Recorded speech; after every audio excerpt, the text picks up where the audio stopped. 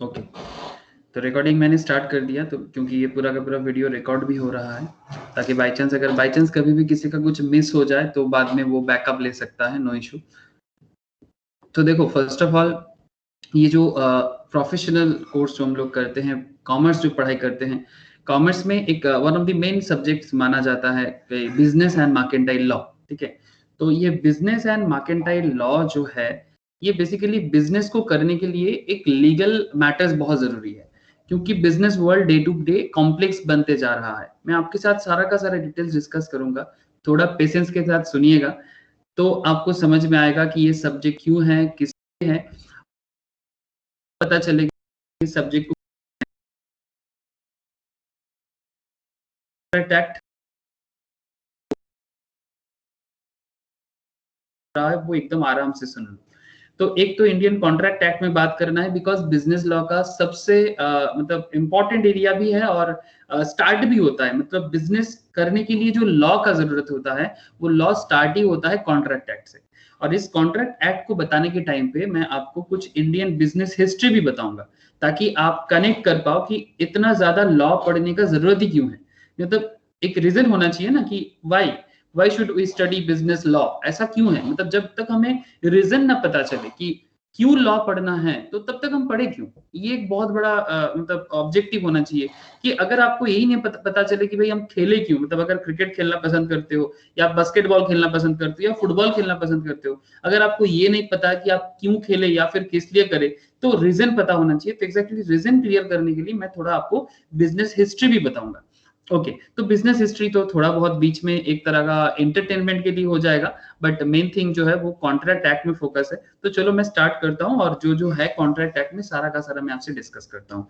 उसमें बीच बीच में मैं सवाल भी लेता जाऊंगा आपसे, ठीक है, कि सबको समझ में आ रहा है कि नहीं आ रहा है। अगर कुछ कॉम्प्लेक्स टॉपिक भी होगा तो भी मैं बीच में पूछूंगा, अगर ऐसे इजी रहेगा तो मैं बोलूंगा, फिर लास्ट में आपसे क्वेरीज भी लूंगा। तो आराम से सुनिएगा, ताकि मैं आपसे क्वेरी ले पाऊं और आप क्वेरी कर भी पाओ, क्योंकि क्वेरी करने के लिए आपको सुनना बहुत जरूरी है। ओके, मैं स्क्रीन शेयर करता हूं, ठीक है, तो आप देखिए।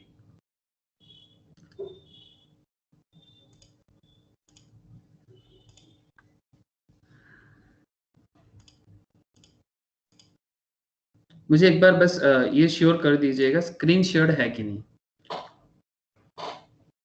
अयन स्क्रीन शो হচ্ছে তো? हाँ ओके, विश्वजीत स्क्रीन शेयर है ना? Yes sir. ओके, चलो। तो जैसे कि आप स्टार्टिंग में नाम से ही आपको कुछ पता चल रहा है कि इंडियन कॉन्ट्रैक्ट एक्ट। अब कुछ पॉइंट्स में आपको थोड़ा बाहर बात, मतलब थोड़ा आउटसाइड वर्ड भी आपसे मतलब डिस्कस करना है कि एक्ट, या फिर इसको हम लोग बोल सकते हैं नियम। जैसे कि अगर आप लोग जो लोग सीए पढ़ाई कर रहे हो, चार्टर्ड अकाउंटेंसी, या फिर सीएस पढ़ाई कर रहे हो, या फिर सीएमए के लिए पढ़ाई कर रहे हो ऑलरेडी, और साथ में बीकॉम भी कर रहे हो, ठीक है, तो बीकॉम अपना यूजीसी एक्ट के अंदर आता है, ये कॉलेज का डिग्री है, ठीक है। इसके लिए यूनिवर्सिटी ग्रांट कमीशन का अपना एक्ट होता है। चार्टर्ड अकाउंटेंसी जो है ना, जो लोग चार्टर्ड का पढ़ाई स्टार्ट कर रहे हो, चार्टर्ड का करियर स्टार्ट कर रहे हो, ये भी एक एक्ट है जो 1959 में आया है, सॉरी 1949 में आया है। जो लोग सीएस का पढ़ाई स्टार्ट कर रहे हो, वो लोग 1980 में सीएस एक्ट आया है, इंडियन कंपनी सेक्रेटरीज, ठीक है, institute of company secretaries of India 1980s का एक्ट है, ठीक है। अब चार्टर्ड अकाउंटेंसी 1949 का एक्ट है, एंड सीएमए आपका 1959 का एक्ट है। अब मैं इसलिए नहीं बता रहा हूँ कि आपको ये पता चले कि इंस्टीट्यूट कब की मतलब क्या किस किस तरह से आया है, या फिर कॉलेज में कॉमर्स का पढ़ाई हो या फिर कोई भी कॉलेज का पढ़ाई हो, यूजीसी एक्ट के तहत होता है। अब पॉइंट ये है कि ये जो प्रोफेशनल एक्ट बनता है, क्यों बना है,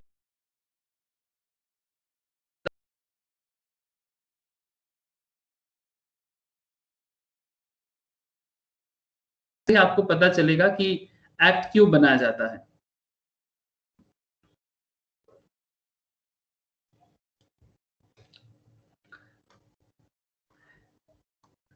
স্নেহাশিস ইগনোর করতে পারিস ক্লাস, আচ্ছা দাদা।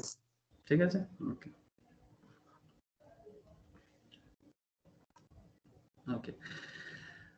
तो देखो एक्ट इसलिए बनाया जाता है बिकॉज हर एक को ना एक रूल्स में बांधा हुआ रहना चाहिए। मतलब चाहे आप बिजनेस करो, चाहे आप कोई और काम करो।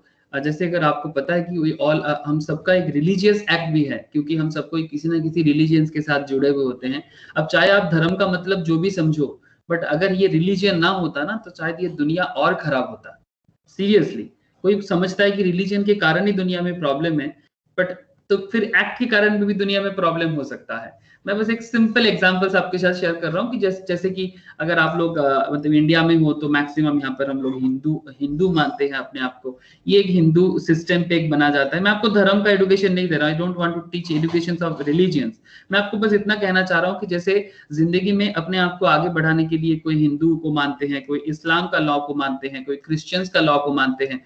ठीक है, ये सब क्या है? ये सब एक अपना जीने का तरीका है। ठीक है, इस्लाम एक जीने का तरीका, हिंदू एक जीने का तरीका, मतलब कैसे जिया जाए। ठीक है, मतलब जिया जाए कैसे, उसको सिखाते हैं एक लॉ, जिसको हम लोग एक रिलीजियस लॉ की तरह से हम लोग इसको देखते हैं। जिसको पढ़ाया तो उस तरह से नहीं जाता, बट हम लोग चाहे तो पढ़ सकते हैं, बिकॉज इसमें जिंदगी लाइफ को लीड करने का जो एक अच्छा मतलब बहुत ही अच्छा आपको मोटिवेशन मिलता है, और लाइफ को एक अच्छा डिसिप्लिन वे में आप चला सकते हो।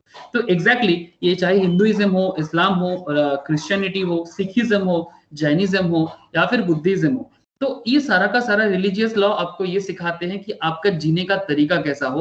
तो एग्जैक्टली ये जो कॉन्ट्रैक्ट एक्ट आपको अभी मैं आपको डिस्कस करने वाला हूं, ये आपको सिखाते हैं बिजनेस करने का तरीका कैसा हो, हाउ टू डू बिजनेस। क्या आप लोग मेरा बात कनेक्ट कर पा रहे हो? प्लीज बताना मुझे। हाउ टू डू बिजनेस, जैसे लाइफ को लीड कैसे करना है, इसके लिए कुछ रिलीजियस लॉ बनाया गया है, जो किसी ना किसी महान आत्मा या जिसको हम लोग गॉड मानते हैं, किसी को हम लोग मैसेंजर ऑफ गॉड मानते हैं, बट अल्टीमेटली हम उन्हें फॉलो करते हैं और अपने लाइफ को एक अच्छी लाइफ की तरफ लेके जाते हैं, कोशिश करते हैं। पूरा बन, एटलीस्ट थोड़ा तो बन।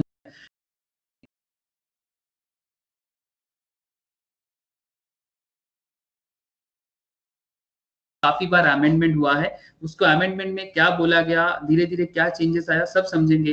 बट पहले मुझे बस इतना बता दो कि ये समझ में आ रहा है कि मैं क्यों आपको एक्ट के बारे में इतना सारा चीज बताया। कनेक्ट हो रहा है कि नहीं हो रहा है, इतना मुझे बताना। विश्वजीत, कनेक्ट हो रहा है? Yes sir. ओके, अयन कनेक्ट हो रहा है ना? हाँ सर। ओके ओके, ठीक है। बस कनेक्शन नहीं बनेगा तो मुश्किल हो जाएगा, इसलिए मैं बार बार पूछ रहा हूँ। ओके, दीक्षा सुनते पाচ্ছে, ठीक है। दीक्षा का साउंड मेरे पास नहीं आ रहा है। Yes, ओके दीक्षा, ओके, শুনতে পাচ্ছিস তো? हाँ सर। ठीक है। तो basically how to do business, इसके लिए जो लॉ को बनाया गया है, ठीक है, तो that is all about business law. And उसके एक सबसे इंपॉर्टेंट पार्ट हम लोग जिसमें बात करने जा रहे हैं, दैट इज कॉन्ट्रैक्ट एक्ट। अब चलो सर, बहुत इधर उधर का आप इंट्रो दे दिए, अब पॉइंट पे आओ। हाँ सर, पॉइंट पे आ रहे हैं, ठीक है, एकदम डिटो पॉइंट पे आ गए, ताकि आप लोग ज्यादा ये ना समझो कि इधर उधर का बातें क्यों ज्यादा हो रहा है। एकदम इधर उधर का बातें नहीं है, जस्ट टू कनेक्ट। जैसे इंटरनेट लगाने से पहले आपको वाईफाई भी लगाना पड़ता है ना, वो थोड़ा वाईफाई कनेक्ट कर रहे थे। कॉन्ट्रैक्ट में आपको जो जो चीज मेनली जानना पड़ेगा, दैट इज आपको ये समझना पड़ेगा कि कॉन्ट्रैक्ट के एलिमेंट्स क्या होता है, मतलब एलिमेंट्स ऑफ कॉन्ट्रैक्ट क्या है, essentials of a valid contract, मतलब कब मानेंगे कि कोई एक बिजनेस में। अच्छा, एक चीज आप लोग मुझे बताना, ये कॉन्ट्रैक्ट वर्ड आप लोगों ने कभी पहले सुना है?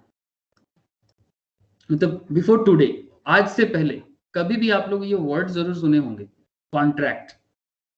हेलो, मतलब शायद लॉ में नहीं सुने यस हैं, सर।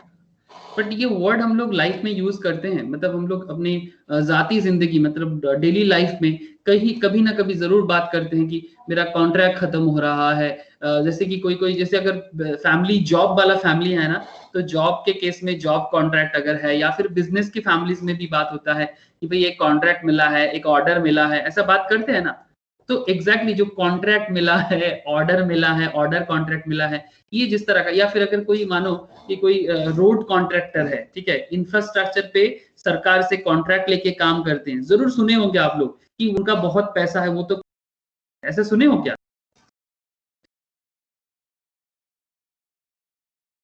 मनी, बिकॉज वो तो कॉन्ट्रैक्टर है। मतलब इसका पीछे अलग बात है कि कॉन्ट्रैक्टर का बहुत पैसा है, नॉर्मली उतना भी नहीं होना चाहिए, बट कुछ और केसेस होता है जिसके कारण कॉन्ट्रैक्टर के पास बहुत पैसा आ जाता है, दैट्स अ डिफरेंट इश्यूज, उसमें कभी बाद में बात करेंगे।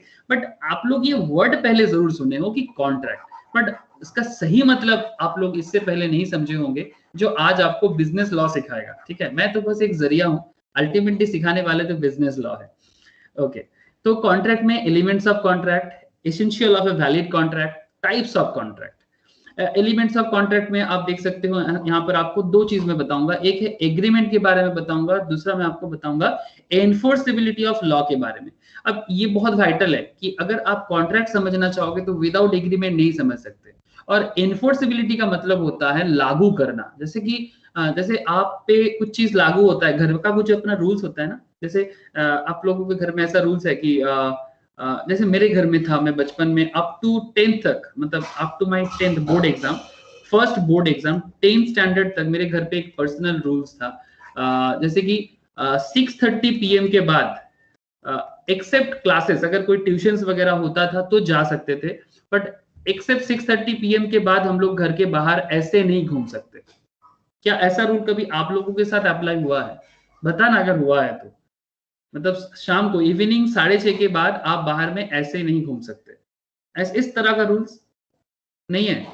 तो बड़ा फ्रीडम से बड़े हुए आप लोग क्या? हेलो? यस सर है। Very good sir. तो एग्जैक्टली मैं इसलिए आपको ये चीज बोला, बिकॉज ये जो 6:30 PM के बाद आप घर से बाहर ज्यादा इधर उधर नहीं कर सकते, ये जस्ट बिकॉज कि ताकि आप मतलब देखो 6:30 के बाद एक स्टूडेंट का काम क्या है? पढ़ाई करना, ठीक है ना। आपको खेलने के लिए इवनिंग 4 PM से लेके आपको अच्छा खेलने का मौका मिला, 4 PM से 6:30 PM तक आप बहुत अच्छा खेल कूद किए। अगर ट्यूशंस है तो ट्यूशंस में जाओ, अगर घर में ही स्टडी करना है तो घर में स्टडी करो। तो स्टूडेंट्स का काम होता है पढ़ाई करना, 6:30 के बाद वो बाहर घूमेगा तो वो गलत काम ही करता है नॉर्मली।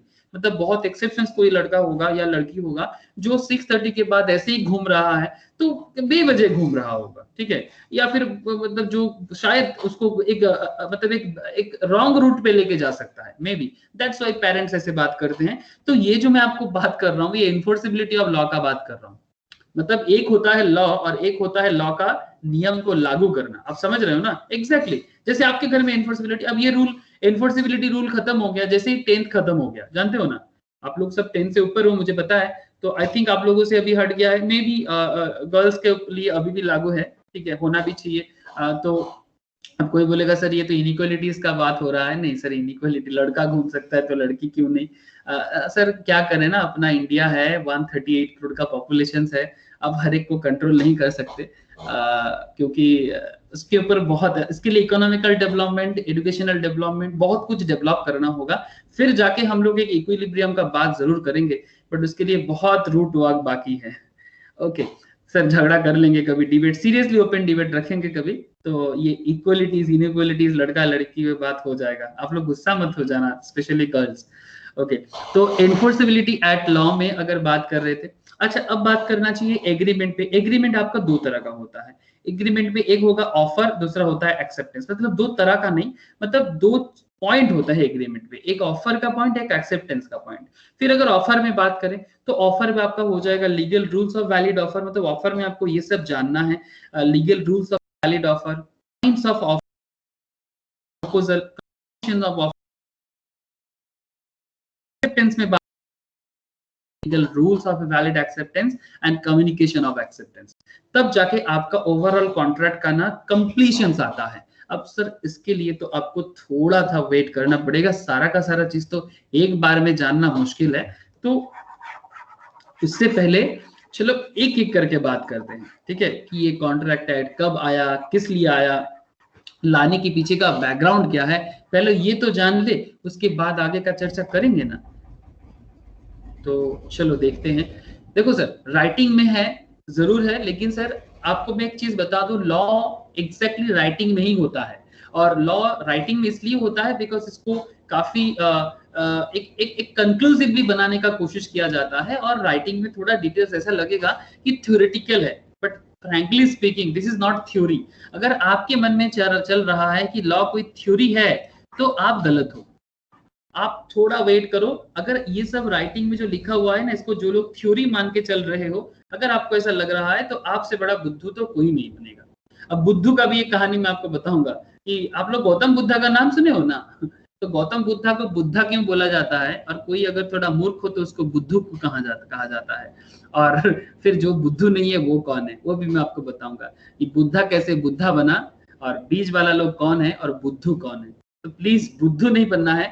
बुद्धा तो हर कोई नहीं बन सकता, बट एटलीस्ट थोड़ा बुद्धि के साथ तो रहना पड़ेगा। इसलिए इसको थ्योरी मान के आप इसको अगर सोच रहे हो कि आप इससे कुछ मगअप कर लोगे, तो ये पॉसिबल नहीं है, मगअप करके पॉसिबल नहीं है।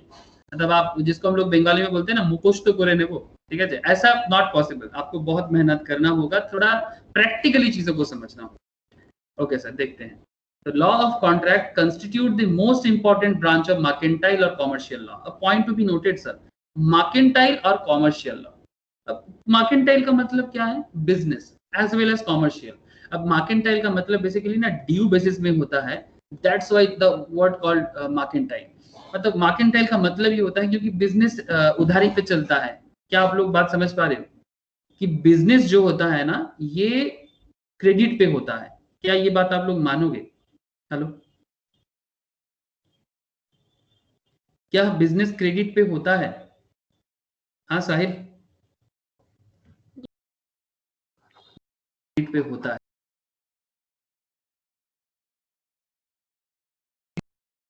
रीजन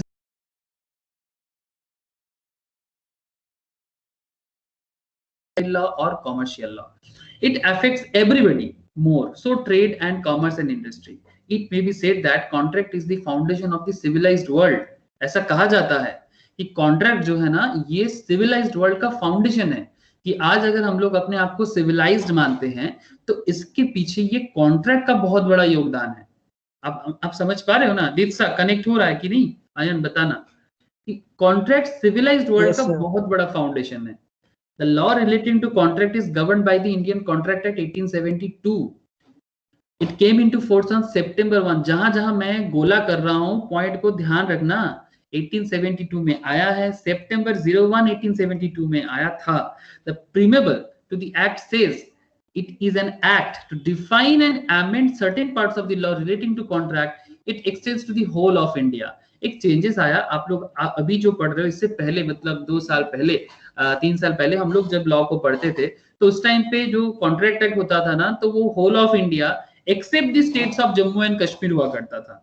बट आपको बता दूं कि currently the current juncture of the Indian system, आप लोगों को आइडिया है कि नहीं मुझे नहीं पता, बट आपको आइडिया जरूर होना चाहिए कि बिफोर 370 के बारे में आइडिया है आप लोगों को? ये कुछ ही दिन पहले जो 370 जो आया, क्या है 370? किसी को कोई आइडिया बताना, क्या है 370? हेलो, हाँ सर, पहले जम्मू एंड कश्मीर का अलग सा गवर्नमेंट होता था, अभी वो सेंट्रल गवर्नमेंट के अंडर में, अभी वो सेंट्रल गवर्नमेंट के अंडर में आ गया। मतलब Jammu Kashmir currently the part of, मतलब कंप्लीट पार्ट ऑफ इंडिया बन गया। मतलब पहले वहां पर उनका भी अपना रूल चलता था, ठीक है, वो अपना रूल जो वहां पर अपना सोशल रूल चलता था, मतलब कंट्रोल्ड बाय इंडिया ऐसा होता था। अभी कंट्रोल्ड बाय इंडिया नहीं है, ये पूरा का पूरा जम्मू कश्मीर, मतलब including this part, point to be noted, this whole part, ठीक है। इस पार्ट को पाकिस्तान हड़प के रखा है, पीओके, एंड ये वाला पार्ट को चाइना लेके रखे हैं। आपको बता दो जानकारी के लिए कि कुछ पार्ट्स में चाइना राज कर रहा है और कुछ पार्ट में आपका पाकिस्तान राज कर रहा है। तो ये दोनों पार्ट में भी इंडिया अपना पूरा का पूरा हक जमाना चाहता है नहीं, इंटीग्रल पार्ट ऑफ इंडिया जबरदस्ती लेके रखा है, ठीक है। तो ये होल पार्ट, ठीक है, इस पार्ट है आजाद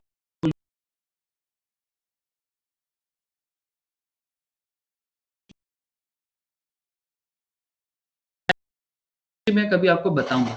तो ये जो बात अभी आपसे मैं कर रहा हूं, दैट इज की whole of India except the states of Jammu Kashmir हुआ करता था, बिकॉज उनका अपना कुछ लॉ था उस पर्टिकुलर स्टेट का, जो जिसको यूज किया जाता था। बट ये करेंटली ये 370 लगाने के बाद जो कोलकाता में वेस्ट बंगाल पे लागू होता है, जो चीज ओडिशा में लागू होता है, जो चीज जयपुर राजस्थान में एप्लीकेबल होता है, same to same Jammu Kashmir में भी एप्लीकेबल होगा। ठीक है, ये आपका एक न्यू चेंजेस आया है। अब इसलिए यहाँ पर आपको चेंजेस तो आपके लिए नहीं है, बिकॉज आप लोग तो वो चीज समझ रहे हो, वहां पर पढ़ाई कर रहे हो जहां पर चेंजेस ऑलरेडी आ चुका है। ओके सर, तो the act mostly deals with the general principles and rules governing contracts. This act is divisible into two parts. First part section 1 से लेके section 75 तक। अब एक देखो, यहाँ पर फिर से मैं गोला कर रहा हूँ, मतलब ये sections काफी इंपॉर्टेंट है। जब भी आप लॉ का पढ़ाई करोगे ना, तो ये लॉ में सेक्शंस बहुत इंपॉर्टेंट है। जब भी आपको लिखना हो या एमसीक्यू टाइप ऑफ क्वेश्चंस आपका जवाब देना हो, आपको सेक्शंस हमेशा याद रखना है। और सबसे बड़ा चीज, जब आप लोग फ्यूचर में जाके प्रैक्टिस करोगे ना, मतलब प्रैक्टिस चार्टर्ड बनोगे, प्रैक्टिस सीएस बनोगे या प्रैक्टिस कॉस्ट अकाउंटेंट बनोगे, तो इन एवरी केसेस, ठीक है, आपको सेक्शन याद रखना होगा, बिकॉज आपको कोर्ट में जाके बिजनेस लॉयर के तौर पे काम करना होता है। आपको बता दूं, स्पेशली सीए स्टूडेंट्स ये काम सबसे ज्यादा करते हैं, but chartered and costing accountant भी बहुत इस काम के लिए माहिर माने जाते हैं। तो सीएस का तो काम ही है बिजनेस लॉ को लेके काम करना, ये मतलब एग्जैक्टली जो है। और बाकी चार्टर्ड को भी जानना पड़ता है, बिकॉज वो पूरा का पूरा बिजनेस का हेड होते हैं नॉर्मली ये लोग, ठीक है। तो they have to know these things. तो कौन से सेक्शंस में क्या बता हुआ है, दे हैव टू नो। तो अगर आप आगे फ्यूचर में जो बनना चाहते हो, तो उसके लिए आपको कुछ पॉइंट्स अभी से गांठ बांध लेना चाहिए कि भाई हमें ये सब चीजें इस तरह से पढ़ाई करना है। नॉर्मल एजुकेशन और प्रोफेशनल एजुकेशन का यही फर्क होता है। बाकी आपको जैसे ठीक लगे आप समझ ला। अच्छा, deals with the general principles to the law of contract and therefore applies to the all contract irrespective of their nature. And second part बोलता है सेक्शन 124 से लेके 238 तक, जहां पर ये deals with certain special kinds of contract, for example indemnity, guarantee, bailment, pledge, agency. Point to be noted, ये सब एक एक स्पेशल कॉन्ट्रैक्ट एक्ट है। एजेंसी एक अलग कॉन्ट्रैक्ट एक्ट है, प्लेज, बेलमेंट एंड गारंटी सभी के बारे में अलग से क्लासेस होंगे। तो ये स्पेशल कॉन्ट्रैक्ट एक्ट है और ये एक जनरल ओवरव्यू है। तो सबसे पहले तो हम लोग जनरल को ही समझेंगे, उसके बाद धीरे धीरे हम लोग गारंटी, बेलमेंट, प्लेज, एजेंसी में अलग अलग पॉइंट में बात करेंगे। तो ये दो चीज आप लोग याद रखना, सेक्शंस एंड क्या क्या बताया जाता है। तो आगे बात, चर्चा को आगे बढ़ाते हैं। As a result of increasing complexities of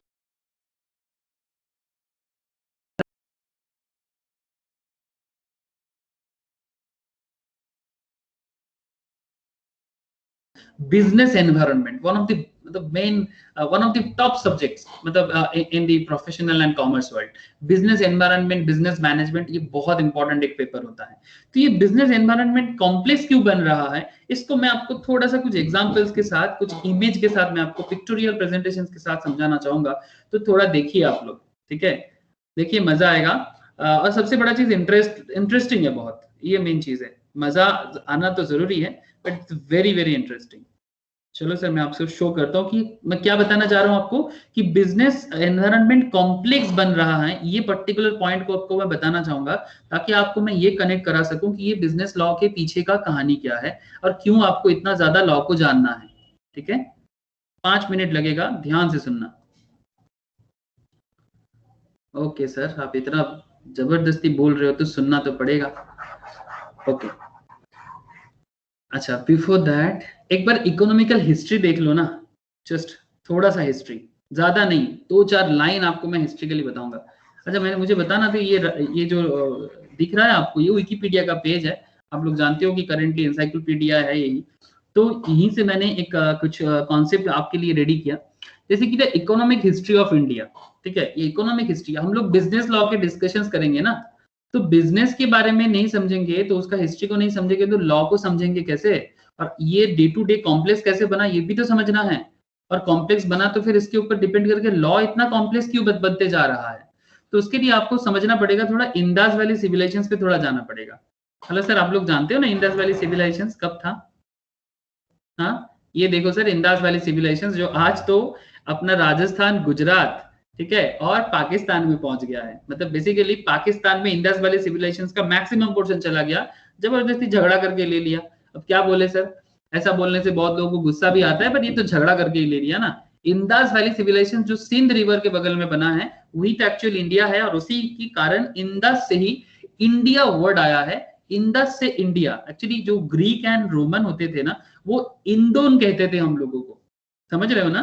Greek Roman हमें इंदोन कहता था, इंदोन, ठीक है।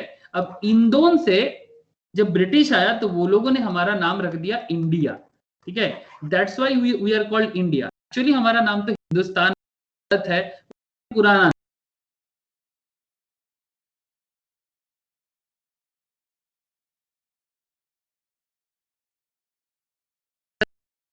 था, वर्ल्ड का वन ऑफ द पहला फर्स्ट सिविलाइज्ड वर्ल्ड। और जब कोई वर्ल्ड पहला सिविलाइज्ड होता है तो वहां बिजनेस डेवलप होता है, जिसका economy appears to be depend significantly on trade and examples of overseas trade. Overseas trade मतलब समझते हो सर? Overseas trade मतलब एक्सपोर्ट इंपोर्ट का बात हो रहा है सर। आज हम लोग एक्सपोर्ट का बात करते हैं, इंपोर्ट का बात करते हैं, बट आज से 3300 BCE मतलब बिफोर क्राइस्ट और पीछे आप 3000 साल चल सकते हो सर। बिफोर क्राइस्ट और 2000-2500 साल पीछे, मतलब हम लोग अभी 2020 में हैं, जिसको हम लोग क्राइस्ट के जन्म के बाद काउंट करते हैं, है ना। उससे भी पीछे और 2000 इयर्स बैक का बात है ये, जब से इंडिया का इकोनॉमी डेवलप था, द वैदिक पीरियड। हाँ, शायद आप लोग इसके बारे में कितना जानकार रखते हो आई डोंट नो, बट आपको इंडिया के बारे में कुछ बात तो जानना चाहिए। द वैदिक period saw countable units of precious metal being used for exchange. इसको क्या कहते थे जानते हो? जब प्रीशियस मेटल को यूज किया जाता था एक्सचेंज के तौर पे, उसको निष्ठा कहा जाता था। appears in the sense of Rig Veda. Historically, India was the largest economy. Point to be noted, sir. अपने बारे में हम लोग बहुत खराब बात करते हैं आजकल, इंडिया में ये नहीं है, इंडिया में वो नहीं है, बट इंडिया का कुछ चीजें देख लो सर, ठीक है, ताकि आपको समझ में आए। दुनिया तो कोई 1-2 दिन में नहीं है, और 47 के बाद जस्ट 70 साल ही निकला है, बट आपको मैं कहानी बता रहा हूँ 5000 साल का। तो just look at this history, largest economy in the world for most of the next 3 millennia. Do you understand sir? Millennia का मतलब क्या होता है? Hello, largest economy in the world for most of the next 3 millennia. मतलब sir ये Jesus Christ के बाद up to मतलब क्राइस्ट के जन्म के बाद मैक्सिमम मिलेनिया, एक जो 100 साल का 1000 इयर्स का जो गैप होता है, ठीक है। जैसे जीसस का जन्म हुआ है 2020 इयर्स बैक में, कनेक्ट कर पा रहे हो ना? उसके बाद मतलब 1000 इयर्स, तो मतलब नेक्स्ट 3 मिलेनिया, मतलब आप समझ रहे हो ना। First millennia 1000 year, second millennia 1000 year, मतलब अप टू 1700 तक इंडिया वर्ल्ड में लार्जेस्ट मतलब इकोनॉमी हुआ करता था, starting around first millennia BC and ending around the beginning of British rule in India. मतलब इंडिया में ब्रिटिश रूल चालू हुआ है 1800 से। 1800 चालू होने से पहले वो वर्ल्ड में लीड करता था। उसके कुछ डेटा भी आपको मैं शेयर करता हूँ। medieval kingdoms include, ये सब आप हिस्ट्री में पढ़े हो सर। सर क्यों बता रहे हो ये सब चीज? Just look, India experienced per capita GDP growth the higher medieval area, मतलब जो मिडिल एरिया था, मतलब 1000 क्रिस्ट टाइम पे, during the Delhi sultanate in the north and Vijayanagar empire in the south. आपको मैं बस शो करूंगा तो आपको समझ में आ जाएगा। ये देखो, this is the medieval time, जब इंडिया इतना बड़ा था। आप देख पा रहे हो इंडिया कितना बड़ा था? हेलो, क्या आप लोगों को दिखाई दे रहा है कि मेडिवल मतलब 6th to 16th century India up to Afghanistan तक था सर? क्या आप लोगों को दिखाई दे रहा है? Yes sir. ठीक है, अप टू अफगानिस्तान तक इंडिया था, 6th to लेके 16th century. And after that Delhi sultanate, मतलब जब दिल्ली में सुल्तान का राज हुआ, मतलब मुसलमान का जो मतलब टाइम चालू हुआ इंडिया में, इस्लाम रूल जब चालू हुआ, तब भी इंडिया वर्ल्ड में लीड करता था। 320 इयर्स इंडियन सब कॉन्टिनेंट में, 320 इयर्स दिल्ली सुल्तानेट थे, 1206 से लेके 1526 तक। दिल्ली सुल्तानेट के टाइम पे भी इंडिया वर्ल्ड में जीडीपी पे सबसे टॉप था। फिर विजयनगर एम्पायर, ये आपका साउथ इंडिया का एम्पायर है, जो आज के डेट में तमिलनाडु, कर्नाटका एंड केरला, इन तीनों states and little part of Andhra Pradesh, इसको लेके साउथ विजयनगर एम्पायर कहा जाता था, वर्ल्ड में लीड करता था। Until 16th century, मतलब 1700 साल तक, most of the Indian subcontinent had been reunited in the Mughal Empire, which became the largest economy and manufacturing power in the world, producing about a quarter of global GDP before fragmenting, being conquered over the next century. बहुत सारा लोग आके हम लोगों को राज किया। अब इसको मैं कुछ आपको दिखाता हूँ। देखो सर, ये पॉइंट देखो, during the medieval times India was the world leader in manufacturing of producing 25% of world's industrial output। 25%, पूरा वर्ल्ड में जितना इंडस्ट्रियल आउटपुट बनता है उसका 20 जस्ट लुक 18 मतलब बंगाल प्रेसिडेंसी, मतलब आज का Bangladesh and West Bengal. The empire मतलब ये इंडिया का वेल्दिएस्ट प्रोविंस हुआ करता था। सर ये मेरे अपना कहानी नहीं है, ये तो इंटरनेशनल सोर्स से पता चल रहा है। तो इसमें ये कोई नहीं बोल सकता कि सर ये आप जबरदस्ती बोल रहे हो, कुछ भी जबरदस्ती नहीं है। तो इसमें अगर 30% झूठ भी है ना, तो 70% सही बोलता है ये लोग, ठीक है। तो wealthiest province that solely accounted for 40%, मतलब सिर्फ वेस्ट बंगाल एंड बांग्लादेश मिलके, जिसको हम लोग पहले बंगाल बोलते थे। Dutch imports outside the west was a world leader in the productive agricultural, textile manufacturing, shipbuilding and the period of proto industrializations। मतलब जिस टाइम पे इंडस्ट्रियलाइजेशन वर्ल्ड लेवल में पूरा का पूरा एकदम टॉप लेवल का पहुंचा है, इसमें बंगाल प्रोविंस मतलब बहुत बेस्ट माना जाता था। तो ये था इंडिया का इकोनॉमिकल डेवलपमेंट का कुछ पॉइंट्स, मैं बस आपको थोड़ा शेयर किया। अब बस आप जानो बिजनेस लॉ कैसे कैसे डेवलप हुआ है, but before that you have to know little bit. आप चाहे तो इकोनॉमिक हिस्ट्री ऑफ इंडिया जाओ, गूगल में सर्च करो और खुद से थोड़ा स्टडी करो। आप मेरे से भी ज्यादा रिसर्च कर लो, तो I will be the happiest person in the world. I don't know आप में से कितना जन ट्राई करोगे, बट सीरियसली करना जरूर। अच्छा, अब मैं आपको कुछ पॉइंट दिखाता हूँ, एक बार देख लो। सर लॉ समझने से पहले लॉ के पीछे का कहानी समझना पड़ेगा। आज अगर हम आपको इकोनॉमी के बारे में बात करें, तो आप सबसे पहले इंडिया में कौन सा सिटी है जिसमें इकोनॉमी टॉप करता है? सर ऑब्वियसली मुंबई, ठीक है, ये मुंबई है, ठीक है, ये मुंबई शो किया जा रहा है कि जिससे पता चलता है कि इंडियन इकोनॉमिकल डेवलपमेंट किस लेवल पे पहुंच रहा है और कितना कॉम्प्लेक्स बन रहा है। ये एक था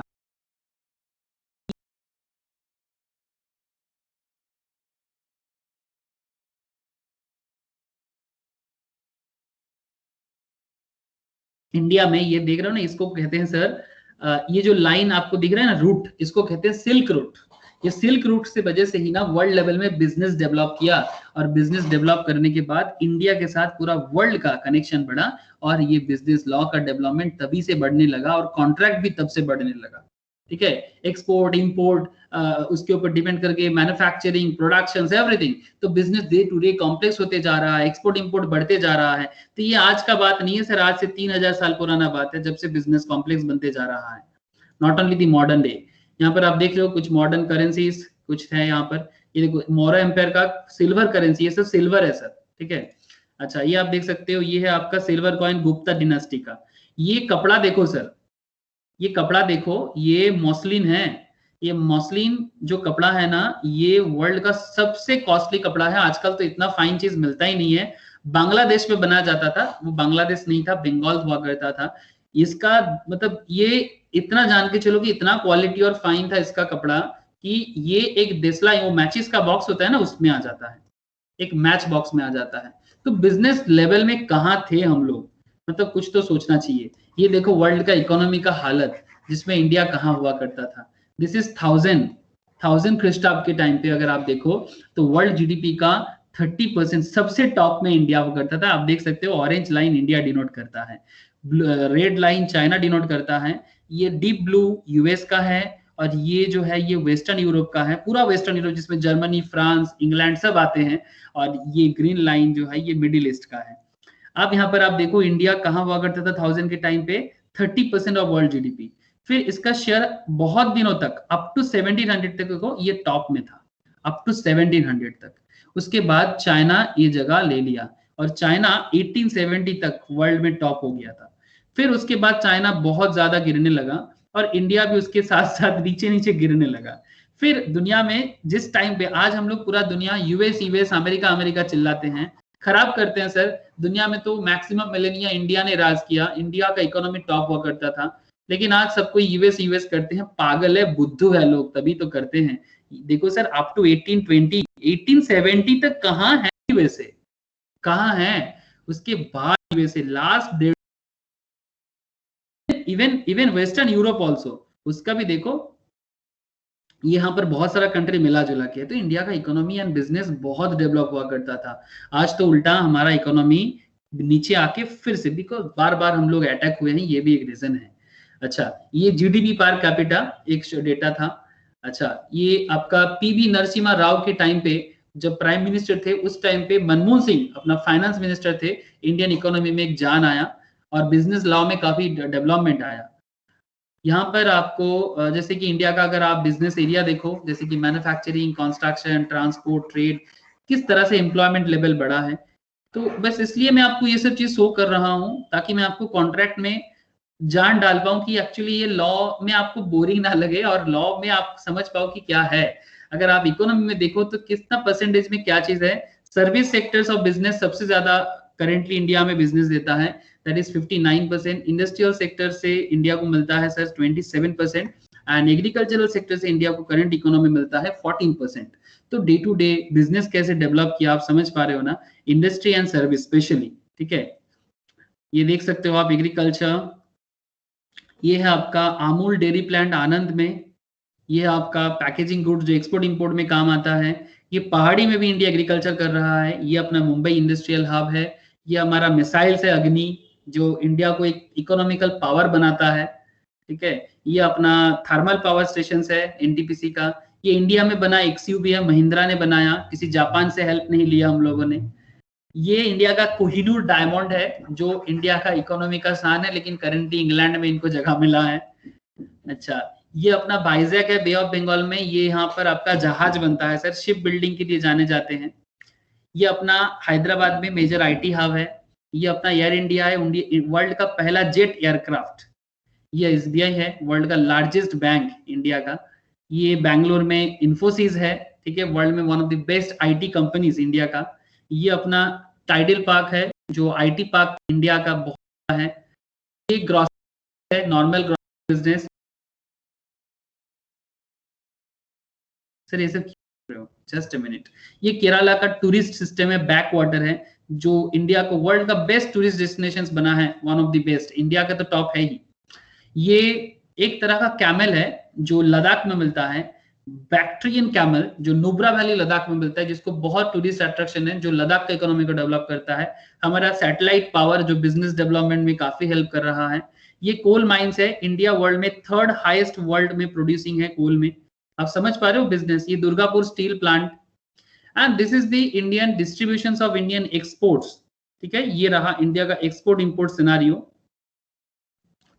इंडियन टॉप एक्सपोर्ट्स क्या क्या इंडिया वर्ल्ड लेवल से एक्सपोर्ट करते हैं, सबसे ज्यादा तो आप देख सकते हो gems jewellery, transport part, machineries, pharma, metal products, fabric, textile, electronics, plastics, agri rice, petro products, others. इतना सारा क्यों, इतना सारा बिजनेस करेंगे तो कॉन्ट्रैक्ट क्या लेवल का होना चाहिए समझ में आ रहा है, और क्यों कॉन्ट्रैक्ट आपको समझना चाहिए। जस्ट ओनली फॉर दैट मैं आपको ये सब चीजें बता रहा हूँ जो नॉर्मली मैं मैक्रो इकोनॉमिक में बताता हूँ, बट मुझे लगा कि क्यों ना आपको इसका भी पता चले, इंडिया मैक्सिमम क्या क्या चीज इंपोर्ट करता है उसका भी डेटा है।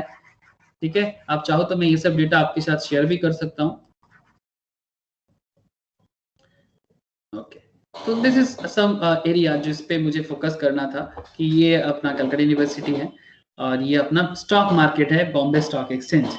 तो this is some parts of the area जिस पे मैं आपको बिजनेस का फोकस करना चाहता था कि ये है करंट बिजनेस वर्ल्ड और इतना कॉम्प्लेक्स वर्ल्ड में कॉन्ट्रैक्ट कितना वैलिड है ये आपको समझना है। ओके चलो अब एकदम मुद्दे के बात करते हैं, मतलब बैकग्राउंड का बात मैंने कर दिया, अब एकदम मेन पॉइंट पे बात करना है, what is contract. Sir background देख के आप लोग क्या सोच रहे थे, मैं इतना देर से जो आपको बैकग्राउंड बता रहा था, दीक्षा ऐसा क्या फीलिंग आ रहा था बैकग्राउंड देखने के टाइम पे, मतलब जो भी आपको मैं बिजनेस के बारे में बता रहा था।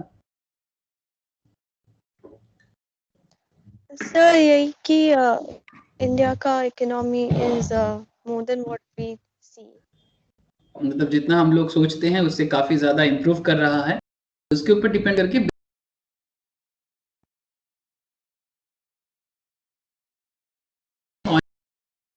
कॉन्ट्रैक्ट क्या है, किस तरह से कॉन्ट्रैक्ट काम करते हैं। रोशनी सुनते हुए अच्छी, तो रोशनी आवाज पाची ना है दादा। ओके, देखो सेक्शंस बहुत ध्यान से देखना, मतलब आपको, आप ऐसे समझ लो कि आपको, आप as a business lawyer just feel that, मतलब जस्ट इमेजिन करो, आंख बंद करो एक बार 2 सेकंड के लिए और जस्ट फील आप एक बिजनेस लॉयर हो, अपनी कंपनी के लिए, क्लाइंट के लिए कोर्ट में जाके लड़ रहे हो, तो आपको किस तरह से एजुकेशन लेना चाहिए, और एक बार लेना है लाइफ लॉन्ग के लिए। मतलब ऐसा नहीं कि आज पढ़ेंगे फिर रिवाइज करेंगे, ऐसा नहीं। हाँ, आज लेना है और लाइफ लॉन्ग के लिए, मतलब ऐसा कि आज का पढ़ाई आज का ही है, ठीक है। कंसंट्रेशन लेवल इतना रखने का कोशिश करो, ऐसे तो रातों रात नहीं होता है, but try at least coming 1 hour. The term contract is defined under section 2 subsection H of the Indian Contract Act, ठीक है, 1872 में कहा गया है। क्या कहा गया है? An agreement enforceable by law। जब एक एग्रीमेंट एनफोर्सेबल बाय लॉ होते हैं उसको कॉन्ट्रैक्ट कहते हैं। The contract consist to essential elements. Contract होने से पहले एग्रीमेंट होना जरूरी है एंड उसको एनफोर्सेबल बाय लॉ होना जरूरी है। Just say for example, Vishwajeet, मेरा आवाज आ रहा है Vishwajeet? Yes sir. Okay, suppose मैं विश्वजीत के साथ एक एग्रीमेंट बनाना चाहता हूँ। विश्वजीत मुजफ्फरपुर से है, तो विश्वजीत मुजफ्फरपुर में सबसे खास क्या चीज बनता है? व्हाट इज दी मतलब वेरी यूनिक चीज इन मुजफ्फरपुर, कुछ है क्या सर? लीची है मुजफ्फरपुर का, लीची। यस सर, लीची लीची। हाँ, मुजफ्फरपुर का लीची। लीची को इंग्लिश में क्या बोलते हैं रे? एनीवन, किसी को पता है? सर लीची ही बोलते हैं। लीची ही बोलते हैं? अरे बाप रे, ठीक है। नहीं, मेरा ये सब इंग्लिश सेंस बहुत खराब है, थोड़ा देसी बंदा हो ये सब मामले में। ओके, तो लीची जो फ्रूट है ये मुजफ्फरपुर का बेस्ट है। इवन मैंगो भी बहुत अच्छा आता है उधर से, ठीक है। तो सपोज मानो कि मैं विश्वजीत के साथ एक एग्रीमेंट बना रहा हूँ कि विश्वजीत मुझे हर साल एवरी ईयर, सपोज मानो कि इसका अपना गार्डन है, तो मैं हर एवरी ईयर कितना वांट 1 टन, हाँ 1 टन लीची तो दे ही देगा, इतना बड़ा स्टेट डिस्ट्रिक्ट है बिहार का। तो मुजफ्फरपुर से मुझे हर साल 1 टन लीची चाहिए, तो जो मुझे विश्वजीत देगा, तो उसके लिए मुझे विश्वजीत के साथ क्या करना पड़ेगा? विश्वजीत एग्रीमेंट तो बनाना पड़ेगा ना। विश्वजीत क्या दाम लेगा 1 टन लीची का? सर आप ही बता दो, मुझे आइडिया नहीं मिल रहा है अभी। ओके सर, मुझे भी एग्जैक्ट आइडिया नहीं आ रहा है, बट फिर भी मैं मान के चल रहा हूँ कि 1 टन ना, तो कुछ ऐसा मान के चलो 10 लाख का, 10 लाख का लीची, ठीक है। आई डोंट नो, मुझे एग्जैक्ट आइडिया नहीं हो रहा है, बट एक एग्जांपल ले रहा हूँ, नहीं तो अभी कैलकुलेशन करने के लिए बैठना पड़ेगा। 1 टन लीची मुझे चाहिए, 10 लाख में चाहिए, तो मैंने मुजफ्फरपुर वाले विश्वजीत को बोला और विश्वजीत एग्री किया मेरे साथ।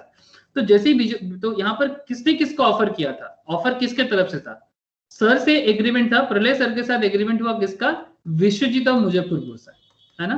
तो विश्वजीत और मुजफ्फरपुर से एग्रीमेंट बना, तो विश्वजीत एंड सर के बीच में ये एग्रीमेंट बना कि भाई एग्रीमेंट बना लीची का हर साल 1 टन का। तो ये एनफोर्सेबल बाय लॉ बनना पड़ेगा ना, तो इसके लिए कॉन्ट्रैक्ट पेपर लाना पड़ेगा और फिर एज पर लॉ उसको एक थप्पा लगाएंगे और थप्पा लगा के बोलेंगे कि हर साल मेरे साथ इसका एग्रीमेंट है और मैं ये लीची पूरा का पूरा वेस्ट बंगाल मार्केट में सेल करूंगा। कोलकाता का जो मार्केट है, मेचुआ मार्केट, आप लोग नाम सुनिए हो? कोलकाता द लार्जेस्ट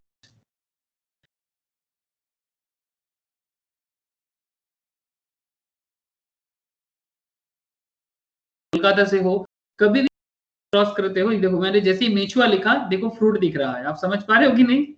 मैंने सिर्फ लिखा मेचुआ, ये बड़ा बाजार में आता है, ठीक है। इट्स अ होलसेल मार्केट, पूरा ऑल ओवर इंडिया से, वर्ल्ड से जहां से भी फ्रूट आता है वो कोलकाता के मेचुआ मार्केट में पहुंचते हैं। वो एमजी रोड में आता है, बड़ा बाजार के अंदर आता है। जब भी आप कभी भी गिरीश पार्क से MG road, Mahatma Gandhi road से टाण लेके हावड़ा ब्रिज की तरफ जाओगे तो आपको ये रास्ता ये जरूर दिखेगा, अंदर में आता है। आप देख ही पा रहे हो कि कितना बड़ा मार्केट है ये, ठीक है। जस्ट लुक, कुछ इमेज देखने से ही आपको पता चलेगा कि कितना बड़ा होलसेल मार्केट है ये। दिख रहा है सबको? तो वैसा ही जस्ट लुक कितना अनारस है यहाँ पर, पाइनएप्पल किसको चाहिए ले लो सर। ओके, संतरा मिल रहा है, ये आपका अनार है, मतलब जिसको हम लोग बेदाना भी बोलते हैं, पोमेग्रेनेट, ये आपका मौसम्बी है। हाँ, जस्ट लुक, मतलब ये है फ्रूट्स का मार्केट। मैं क्या करूंगा ना, तो वो फ्रूट लगे मैं इन होलसेलर को दे दूंगा और यहाँ से बाकी ईस्टर्न पार्ट्स ऑफ इंडिया ये यहाँ से एक्सपोर्ट भी करता है और बाकी पूरा का पूरा बंगाल में इसको सप्लाई करना है। तो ये मेरा बिजनेस कॉन्ट्रैक्ट है, किसके साथ? मुजफ्फरपुर वाले विश्वजीत के साथ। ओके विश्वजीत, कॉन्ट्रैक्ट मंजूर है कि नहीं है? मैंने यार जबरदस्ती तो नहीं बना लिया? No sir. ओके, तो विश्वजीत के साथ मेरा एग्रीमेंट हो गया और उसको मैं इन्फोर्सेबल बाय लॉ भी कर दिया। अगर किसी कारण से विश्वजीत मेरे साथ ब्रीच करता है तो उसके ऊपर मैं भी केस करूंगा, और अगर मैंने किसी भी तरह से विश्वजीत का पैसा मारता हूं, मतलब जो 10 लाख का मैंने उसको पेमेंट करने का सालाना वादा किया, अगर ये सही अमाउंट है तो ठीक है, अगर और ज्यादा होगा तो और देना पड़ेगा। तो 10 लाख और बदले में 1 टन लीची, ठीक है, 10 लाख मुझे विश्वजीत को सालाना देना है, ईयरली 10 लाख, और 1 टन लीची मुझे पर ईयर विश्वजीत को पेमेंट करना, मतलब लेना है उससे। तो यहाँ पर एग्रीमेंट बन गया। टर्म एग्रीमेंट के बारे में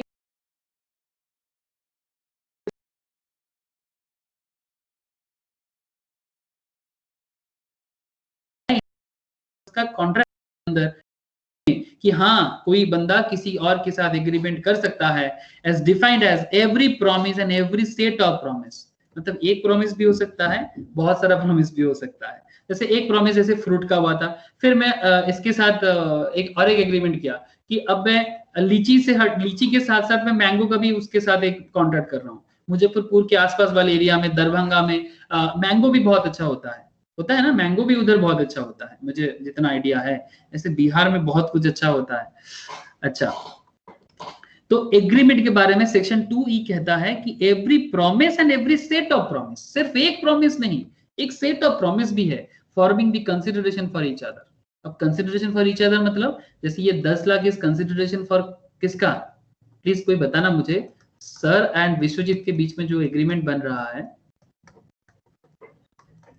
रोशनी मुझे थोड़ा बताना, हेल्प करना कि ये जो 10 लाख और लीची, ये जो दोनों एग्रीमेंट बन रहा है, ये 10 लाख किसका कंसिडरेशन है और ये लीची 1 टन लीची किसका कंसिडरेशन है? 1 टन लीची किसका है और ये 10 लाख किसका है? प्लीज एनीवन, कोई तो बताए।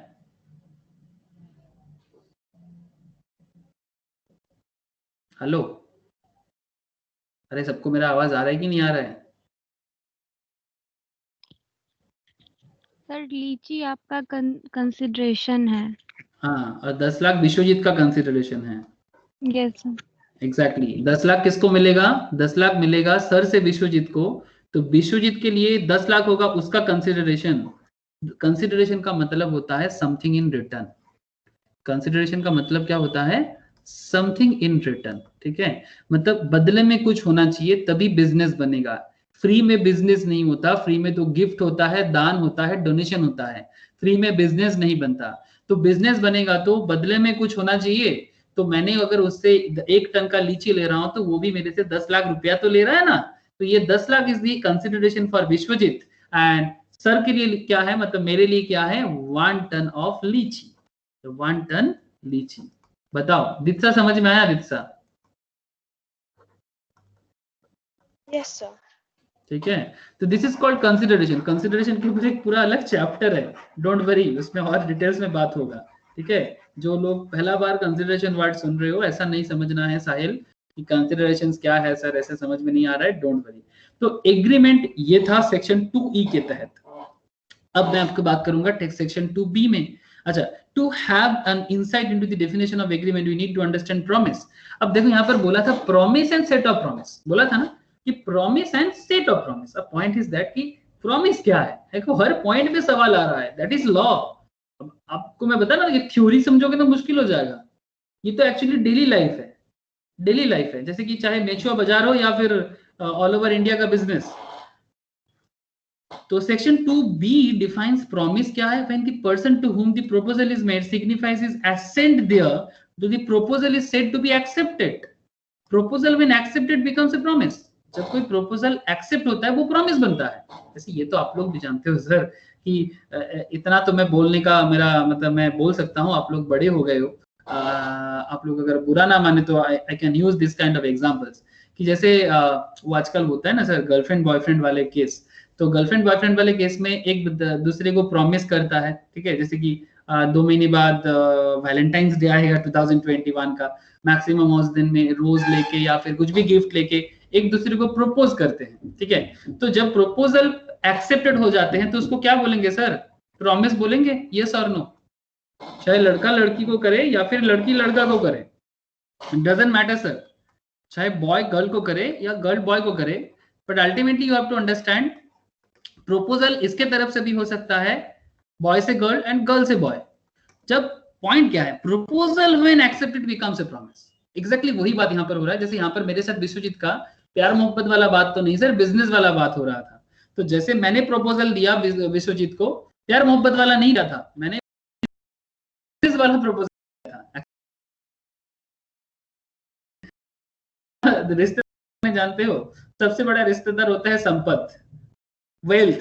सर क्या बात करते हो सर, जिसके घर में वेल्थ नहीं होता ना उसके घर से प्यार मोहब्बत बहुत ना खिड़की से निकल जाते हैं। ऐसा कहावत होता है अपने सोसाइटीज में कि भाई अगर घर में पैसा ना हो, दाना पानी ना हो ना, तो मतलब ऐसे बांग्ला में बांग्ला में ऐसे बोलते हैं हम लोग, जिसको जो लोग बंगाली से पता चल जाएगा कि बाड़ीते टाका ना थाकले भालोबासा जानला दिए पालिए जाए। It's kind of that, it's a local use of some मजेदार बातें, but I hope you understand कि क्या बोलने का कोशिश कर रहा हूँ मैं। तो एग्जैक्टली तो विश्वजीत के साथ यहाँ पर मेरा जो हुआ कि मैंने प्रपोज किया विश्वजीत को कि भाई मुझे लीची दो, उसने एक्सेप्ट किया एंड वो become a promise. The following points emerge from the above definitions. तो ये दोनों जो डेफिनेशंस, एक section 2E and section 2B। अब देखो ये दोनों सेक्शंस को आप बस रटोगे ना, जस्ट से फॉर एग्जांपल कि इतना देर से मैंने आपसे कुछ भी एग्जांपल्स नहीं बोलते और आप सिर्फ इसको ना ऐसे ही कॉन्ट्रैक्ट पढ़ना है बोल के, the term agreement given in section 2 subsection E, the act is defined every promise and every set of promise forming consideration for each other, यही होता है agreement. To have an insight definitions of promise क्या है? When the person to whom the proposal is made signifies his assent thereto, the proposal is said to be accepted. Proposal when accepted becomes a promise. मतलब just आप क्या कर रहे हो घर में बस, और मैं भी आपको ऐसे ही बता रहा हूँ कि आप बस इसको ऐसे रीड कर रहे हो और फिर 2 दिन बाद या फिर 3 दिन बाद या फिर 1 महीना बाद मैं आपको पूछता हूँ कि what is the meaning of agreement and what is the meaning of promise, तो फिर आपको ना तो सेक्शन याद रहेगा और ना ही आपको इसका डेफिनेशन पता रहेगा। देखो सर लिखना तो वैसा ही है, बट अगर समझ के लिखोगे और समझ के कोर्ट में पेश करोगे तो फिर इजी हो जाता है मैटर और आपको लॉ भी अच्छा लगने लगता है और इसका यूज भी आप रियल लाइफ में कर पाते हो। जब वो पढ़ाई कभी रियल में काम ना आए तो उस पढ़ाई को पढ़ने का कोई मतलब नहीं है। जो पढ़ाई रियल में काम ना आए वो पढ़ाई छोड़ दो। This is my personal suggestion. The following points emerge from the above definitions. When the person to whom the proposal is made, first point, signifies his assent on that proposal which is made to him. Point, the proposal becomes accepted. Promise. If the proposal is made, first point, signifies his assent. Assent का मतलब क्या होता है sir? Opinion. Assent का मतलब क्या होता है? Opinion. समझ में आता है ना? Signifies his assent. Assent means opinion, मतलब एक बंदा तो ओपिनियन करेगा ना कि हाँ भाई मुझे चाहिए प्रपोजल, जैसे कि जब गर्लफ्रेंड बॉयफ्रेंड को प्रपोज करते हैं या फिर वाइस वर्सा, तो ओपिनियन तो एक बंदा देता है ना कि यस, मतलब कभी कभी ऐसे होते हैं ना कि हम लोग ऐसे भी बोलते हैं कि वो मतलब किसी ने किसी को फूल दिया, ठीक है, सपोज ये एक बॉय है, सर मेरा ड्राइंग बहुत गजब है आप हंसना मत, हाँ, ये एक बॉय है और ये एक गर्ल है, ठीक है, तो सपोज मानो कौन किसको फूल दे रहा है, सपोज मानो ये इसको फूल दे रहा है, ये फूल है, ठीक है, कैसा फूल है मुझे भी नहीं पता, बैलून जैसा ज्यादा दिख रहा है, तो ये जब इसको फूल दे रहा है कि ठीक है, या बैलून दे रहा है, फ्लावर गिफ्ट कर रहा है और फिर सोच रहे कि मुझे ये, मैंने इसको प्रपोज किया और ये मुझे हाँ बोलेगा या ना बोलेगा समथिंग, ठीक है, तो इसने कुछ नहीं बोला, तो फिर ये ना इधर चल पड़ा अपना मतलब रास्ता ले लिया और कुछ दूर जाने के बाद ये पलट के देखा, ठीक है, तो एग्जैक्टली पॉइंट क्या है, signifies his assent on that proposal, और ये भी मन ही मन में सोच रहा है कि अगर पलट के देखा तो हाँ है, अगर पलट के नहीं देखा तो शायद ना है। क्या आप लोग मेरा पॉइंट समझ पा रहे हो सर? एसेंट का मतलब समझ रहे हो कि नहीं? कुछ बातें बिजनेस में भी ना ऐसे चुपचाप होते हैं कि कभी कभी चुप्पी को भी हाँ माना जाता है और कभी कभी चुप्पी को ना भी माना जाता है, वो भी डिटेल्स बातें होंगे। ऑब्वियसली गर्लफ्रेंड बॉयफ्रेंड वाला केस आपको नहीं पढ़ाया जाएगा, ठीक है, but only for your understanding मैंने इस तरह का एग्जांपल आपको यूज किया, नथिंग मोर देन दैट। आप इसका कोई गलत मतलब ना निकाले, ये मेरा आपसे रिक्वेस्ट है। ओके सर, समझ आ रहा है? The accepted proposal becomes promise. Thus, we say that an agreement is the result of the proposal. Agreement क्या है? The result of the proposal made by one party to other party, and the other party gives his acceptance thereto, of course, of mutual consideration. अब बदले में कुछ तो होगा। अब देखो गर्लफ्रेंड बॉयफ्रेंड केस में ना ऐसा नहीं, वो सोशल मैटर है, मैं आपको आगे बताता हूँ, ठीक है, वो सोशल मैटर है। हम लोग बिजनेस पे बात कर रहे हैं तो उसमें म्यूचुअल कंसिडरेशन होगा। जो मेरे साथ सर के साथ विश्वजीत का जो कॉन्ट्रैक्ट बना है ना, वो उसके बारे में बोल रहा है कि म्यूचुअल कंसिडरेशन होना चाहिए। जैसे विश्वजीत को कितना मिला था? विश्वजीत 10 लाख मिला था। सर तुम्हें क्या मिला था? सर हमें तो 1 टन लीची मिला था, ठीक है, मैं पूरा का पूरा वेस्ट बंगाल में लीची का बिजनेस करना चाह रहा था। अब देखो बड़ा सिंपल एक क्या बोलते हैं इसको, इक्वेशंस, एग्रीमेंट का इक्वेशंस क्या है? तो वेरी पॉपुलर इक्वेशन, इक्वेशंस क्या फॉर्म हो रहा है, एग्रीमेंट इक्वल्स टू ऑफर और proposal plus acceptance, agreement equals to offer और प्रपोजल प्लस एक्सेप्टेंस, या तो आप ऑफर यूज करो या तो प्रपोजल यूज करो, offer plus acceptance. Now point is enforceability by law. An agreement to become contract must give rise to legal obligation, which means it duly enforceable by law. Thus from above definition it can be concluded that contract का मतलब क्या है, अगर agreement equals to offer plus acceptance है, then contract equals to accepted proposal or agreement plus enforceability by law. Please tell me, यहां तक clear है तो मैं फिर आगे का बात कर सकता हूं. विश्वजीत, साहिल, एकदम पॉइंट क्लियर आ रहा है? Ayon and Ditsa? Yes sir. Okay, yes sir. ठीक है. दित्सा क्लियर ना? रोशनी? Yes, sir. ठीक है.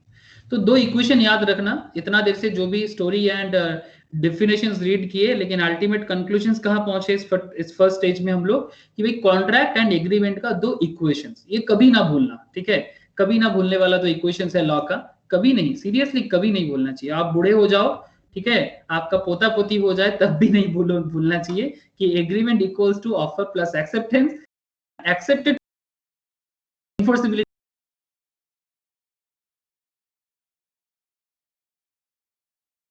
आएगा आपका, ऐसा करके समझना. Okay. Okay, on elaborating the above two concepts, it is obvious that contract comprises of an agreement which is promise or set of reciprocal promise. अब reciprocal promise क्या है, promise क्या है, मतलब reciprocal in the sense जो opposite way में काम करते हैं. ठीक है, मतलब 1/2 ये क्या हो जाता है, reciprocal हो जाता है, इसका reciprocal 2/1 ऐसे होता है ना, मैथ्स में हम लोग करते हैं. तो एग्जैक्टली ऑपोजिट जो काम करते हैं, रेसिप्रोकल प्रोमिसेस, मतलब बदले में कोई और उल्टा कुछ बोल दिया. That A promise is the acceptance of A प्रोपोजिंग giving rise to the binding contract. Further, section 2H requires an agreement capable of being enforceable by law before it is called contract. Where parties have made a binding contract, they created rights and obligations between themselves. Just look, example 1. ये example 1 ना आपको अब भी समझ में आ जाएगा. क्यों? क्योंकि मैंने ऑलरेडी सर और विश्वजीत वाला एग्जाम्पल याद रखना, लीची वाला. हाँ, सर और विश्वजीत में जो लीची का कॉन्ट्रैक्ट हुआ था, प्लीज रिमेंबर दिस पॉइंट. तो A agrees with B to sell car for 2 lakhs. A agree कर रहा है B को क्या सेल करेगा, कार सेल करेगा. कितने में? 2 लाख में. Here A is under obligations to give car to B, क्योंकि कॉन्ट्रैक्ट हो रहा है और B में, तो A obliged है कि उसको देना ही पड़ेगा अपना गाड़ी को B को, and B has the right to receive the car on payment of 2 lakh. उसको तभी कार मिलेगा जब वो 2 लाख देगा A को. And also B is under an obligation to pay 2 lakhs to A and has a right to receive 2 lakhs. ठीक है, मतलब जैसे A का राइट है कि वो 2 लाख B से रिसीव कर सकता है, एग्जैक्टली B का भी राइट है कि बदले में वो 2 लाख देके A से अपना वो जो गाड़ी वो खरीद रहा है वो रिसीव कर सकता है. तो car is the consideration for B का कंसिडरेशन है कार और A का कंसिडरेशन है 2 लाख. सिंपल कॉन्ट्रैक्ट है, सिंपल कॉन्ट्रैक्ट. सर इतना सिंपल है तो फिर इतना मेहनत क्यों कर रहे हो? सर नहीं है, देखो तो कहां पहुंचता है.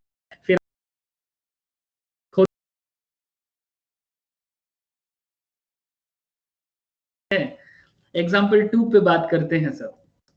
फादर प्रोमिसेस, अच्छा सॉरी फादर नहीं, sorry father, I am sorry. Father promises his son to pay him pocket allowance of ₹500 every month, जैसे कि आप लोगों को मिलता होगा, if I am not very wrong. Father promises his son to pay him pocket allowance of ₹500 every month, but he refuses to pay later. मतलब कौन? पापा जो है ना, वो अपने बेटे को बाद में 500 रुपया महीने का देना बंद कर दिया. The son cannot recover the same in court of law as this is an social agreement. आप समझ रहे हो कि नहीं? सर पापा तो मतलब पापा तो प्रॉमिस किया था कि मुझे मंथली 500 देगा. क्या आप कोर्ट में केस कर सकते हो? Please tell me. Vishwajeet, court में केस कर सकता है कि नहीं? पापा अगर तेरा मंथली पॉकेट मनी बंद करने, क्यों नहीं कर सकता? सर क्योंकि लीगल रिलेशनशिप है. लीगल रिलेशनशिप है? नहीं, इसको लीगल रिलेशनशिप के नहीं बोला जाता. लीगल होता तो कर ही देता. लीगल तो है ही, बट प्यार मोहब्बत वाला है ना. यस. पापा के साथ पर्सनल रिलेशन है. लीगल हो सकता है, पर्सनल रिलेशन है. और सबसे बड़ा चीज, this is a social agreement. ये एक सामाजिक सिस्टम है. ठीक है, पापा अपने बेटे को क्या देगा और क्या नहीं देगा वो बाप बेटा का मामला है. मैं I am using this word बाप बेटा, don't take it in other ways. ये पापा और बेटा का बात है कि भाई सोशल एग्रीमेंट है, वो कब देगा कब नहीं देगा, बेटा क्या करता है 500 रुपया मंथली लेके, that's a different issues. This is not created with an intention to create legal relationship and hence it is not a contract. हाँ, ये जो पॉकेट मनी का बात है, ये कोई लीगल रिलेशनशिप भी क्रिएट नहीं कर रहा था, जैसे कि विश्वजीत इसमें अच्छा बोला था कि सर ये कोई लीगल रिलेशनशिप क्रिएट नहीं कर रहा है। हाँ सर, ये कोई लीगल रिलेशनशिप क्रिएट नहीं करता है, वादा जरूर किया था, प्रॉमिस किया था, देखो ये भी प्रॉमिस था, बट ये सोशल प्रॉमिस था, और सोशल प्रॉमिस में एनफोर्सेबिलिटी लाना पॉसिबल नहीं है, सो ये कॉन्ट्रैक्ट नहीं बन सकता। ठीक है, इस तरह का एक्सेप्शंस आगे और चर्चा करेंगे, डोंट वरी। जितना examples and case studies, law का बात हो रहा है तो केस स्टडीज का बात बिना तो बंद ही नहीं होगा। मैं आप लोगों को एक केस स्टडीज का नोट प्रोवाइड करूंगा, ठीक है, पूरा का पूरा एक मैट है जिसमें सिर्फ केस स्टडीज ही केस स्टडीज है, तो उसको एक बार जरूर रीड करना आप लोग, आपको लॉ के बारे में और पता चलेगा। ओके, नेक्स्ट और क्या एग्जांपल्स हैं, ये सब केसेस ही है, और केसेस हम लोग अभी बात भी करेंगे कुछ आगे, जैसे कि so law of contract deals with such obligations, such legal obligations which is resulted from agreements, जो एग्रीमेंट से बनता है, such obligations must be contractual in nature. However some obligations are outside the purview of the law of contract, जैसे कि an obligations to maintain wife and children, an order of court of law, these are the status obligations and so out of the scope of the contract act। Sir कुछ समझ में आया आप लोगों को ये पॉइंट? प्लीज बताना तो किसी को ये पॉइंट समझ में आया? an obligation to maintain wife and children, an order of the court of law, ये status obligations है और ये contract नहीं लाया जाता।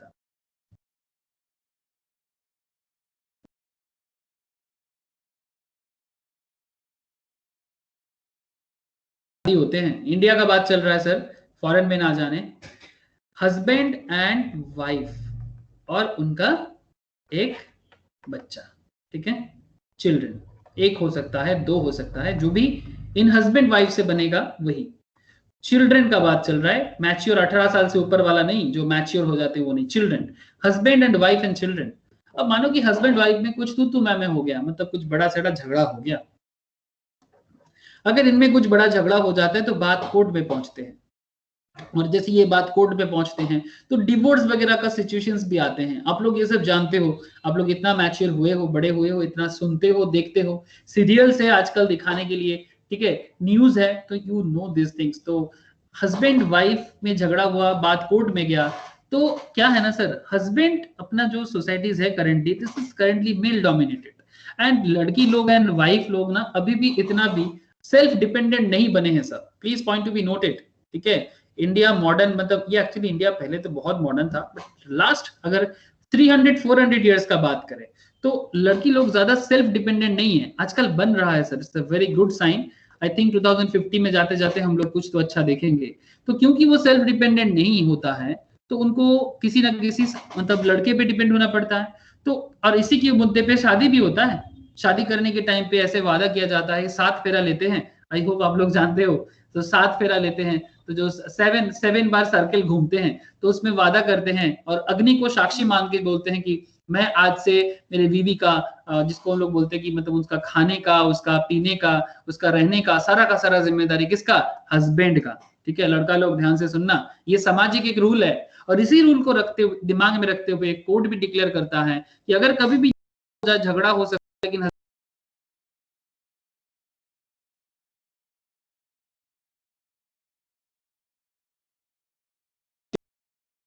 और वाइफ का, चिल्ड्रन का custodies in maximum cases wife के पास जाते हैं। This is a scenario, this obligations to maintain wife and children and order of the court of law, चाहे इनके बीच में बने ना बने, देना पड़ता है, ये रूल है, सोसाइटी सिस्टम है, ताकि तो ये एक अच्छा है बुरा है इस पे चर्चा नहीं करना है sir, that is not our task currently now। ठीक है, तो these are the status obligations and so out of the scope of contract है। कोई बोलेगा सर हस्बैंड के साथ वाइफ और चिल्ड्रन का कॉन्ट्रैक्ट हुआ है क्या? नहीं सर, ये कॉन्ट्रैक्ट में नहीं आता, ये सोशल एक्ट ही है, लेकिन इसको कॉन्ट्रैक्ट में डील नहीं किया जाता, बट कॉन्ट्रैक्ट तरह ही है, कोर्ट बताते भी है कि हस्बैंड को करना पड़ेगा, सोशल कॉन्ट्रैक्ट के तहत ही करना पड़ेगा, और ये कोर्ट डिक्लेयर करता है। बट फिर भी सर देखो ये मानना पड़ेगा, लेकिन पापा अपने बच्चे को, मतलब पापा जब अपने बच्चे के 500 रुपया देने का वादा किया था, वो वहां से वो अपने आप को हटा सकते हैं, बट यहाँ पर एक हस्बैंड अपने वाइफ एंड चिल्ड्रन को मेंटेनेंस करेगा नहीं करेगा, ये नहीं बोल सकता। सर बड़ा लॉजिकल है कि नहीं है, पता ना, ऐसा नहीं कि सर जो मन में आया कर दिया। Matter is very logical, is it, is not it? Please tell me. ये जो दोनों पॉइंट सोशल्स में बात अभी हुआ, जिसको देख के लगा कॉन्ट्रैक्ट है, बट वो कॉन्ट्रैक्ट नहीं है। हाँ रोशनी,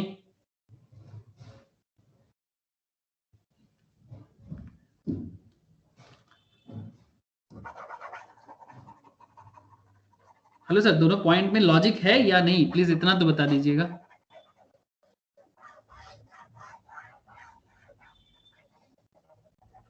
मेरा आवाज तो आ रहा है?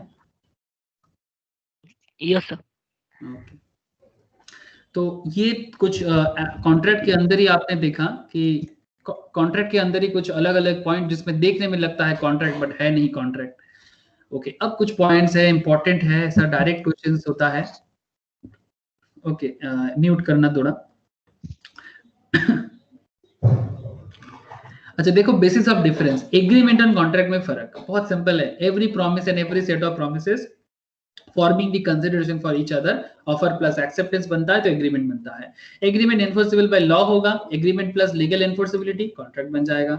It is an wider term including both legal and social agreement. हाँ, सोशल एग्रीमेंट भी बनता है, लीगल एग्रीमेंट भी बनता है। It is used in a narrow sense with the specification that contract is only legally enforceable agreement. Socially enforceable agreement contract नहीं है। Legal obligations का बात करें, it may not create legal obligations and agreement does not always grant right to the parties. It may not create legal obligations and agreement does not always grant right to the parties. Her agreement आपको अधिकार नहीं देता, ठीक है? Agreement हो सकता है but her agreement का अधिकार समझते हो ना सर, राइट। हर एग्रीमेंट में आपको राइट नहीं मिलेगा। गलत एग्रीमेंट भी बनता है आजकल, उसका राइट नहीं है आपको। अगर हक नहीं है तो हक छीन लिया जाएगा, बिकॉज कॉन्ट्रैक्ट अगर नहीं है तो necessarily create a legal obligations. A contract always grants certain rights to everybody. अगर आपका किसी चीज के साथ कॉन्ट्रैक्ट है, किसी के साथ कोई कॉन्ट्रैक्ट है, तो आपको उसका अधिकार जरूर मिलेगा। Always grant certain rights to every party. Party मतलब जो दोनों के अंदर कॉन्ट्रैक्ट होता है। तो कॉन्ट्रैक्ट होने के लिए 2 और मोर पार्टीज होना चाहिए, अकेला कॉन्ट्रैक्ट नहीं कर सकते। 2 और मोर पार्टीज मतलब 2 तो मिनिमम होना चाहिए और उससे ज्यादा भी हो सकता है। नेचर में बात करें, all agreements are not contract but all contracts are agreement. क्या ये पॉइंट समझ में आया sir? Very important line. All agreements are not contract, but all contracts are agreement. क्या ये पॉइंट समझ में आ रहा है? यस सर, है ना? अगर कॉन्ट्रैक्ट बनाना है तो एग्रीमेंट तो करना ही होगा। That's why all contracts are agreement, but all agreements are not contract. ये लाइन याद रखिएगा, वेरी इंपॉर्टेंट लाइन। यहाँ से ऐसा सवाल होता है। आप लोगों को किसी के बारे में कोई सवाल चल रहा हो तो कर सकते हो, बट अगर सवाल नहीं है तो मैं मूव ऑन कर सकता हूँ। कोई क्वेरीज है किसी के मन में क्या अभी तक? हेलो? नो सर, नहीं है। अच्छा सर, हाँ बोलो। सर आपने जो बोला था ना कि मैरिज के समय जो out of court of law मतलब वो एक लीगल ऑब्लिगेशन होता ही है जब हस्बैंड वाइफ रहते हैं उनको प्रोवाइड करना, तो उसके लिए क्या मैरिज सर्टिफिकेट का जरूरत तो होगा ना? क्या हाँ, ऑब्वियसली मैरिज सर्टिफिकेट का जरूरत तो होगा। बिना मैरिज सर्टिफिकेट का प्रूफ कैसे करोगे? तो मैरिज भी तो एक कॉन्ट्रैक्ट ही है ना। हाँ, marriage is a contract, obviously marriage is a contract, but उसको मतलब इंडियन कॉन्ट्रैक्ट एक्ट में ट्रीट नहीं किया जाता। That's a different contract. हाँ बोल। हाँ और एक बार बोल।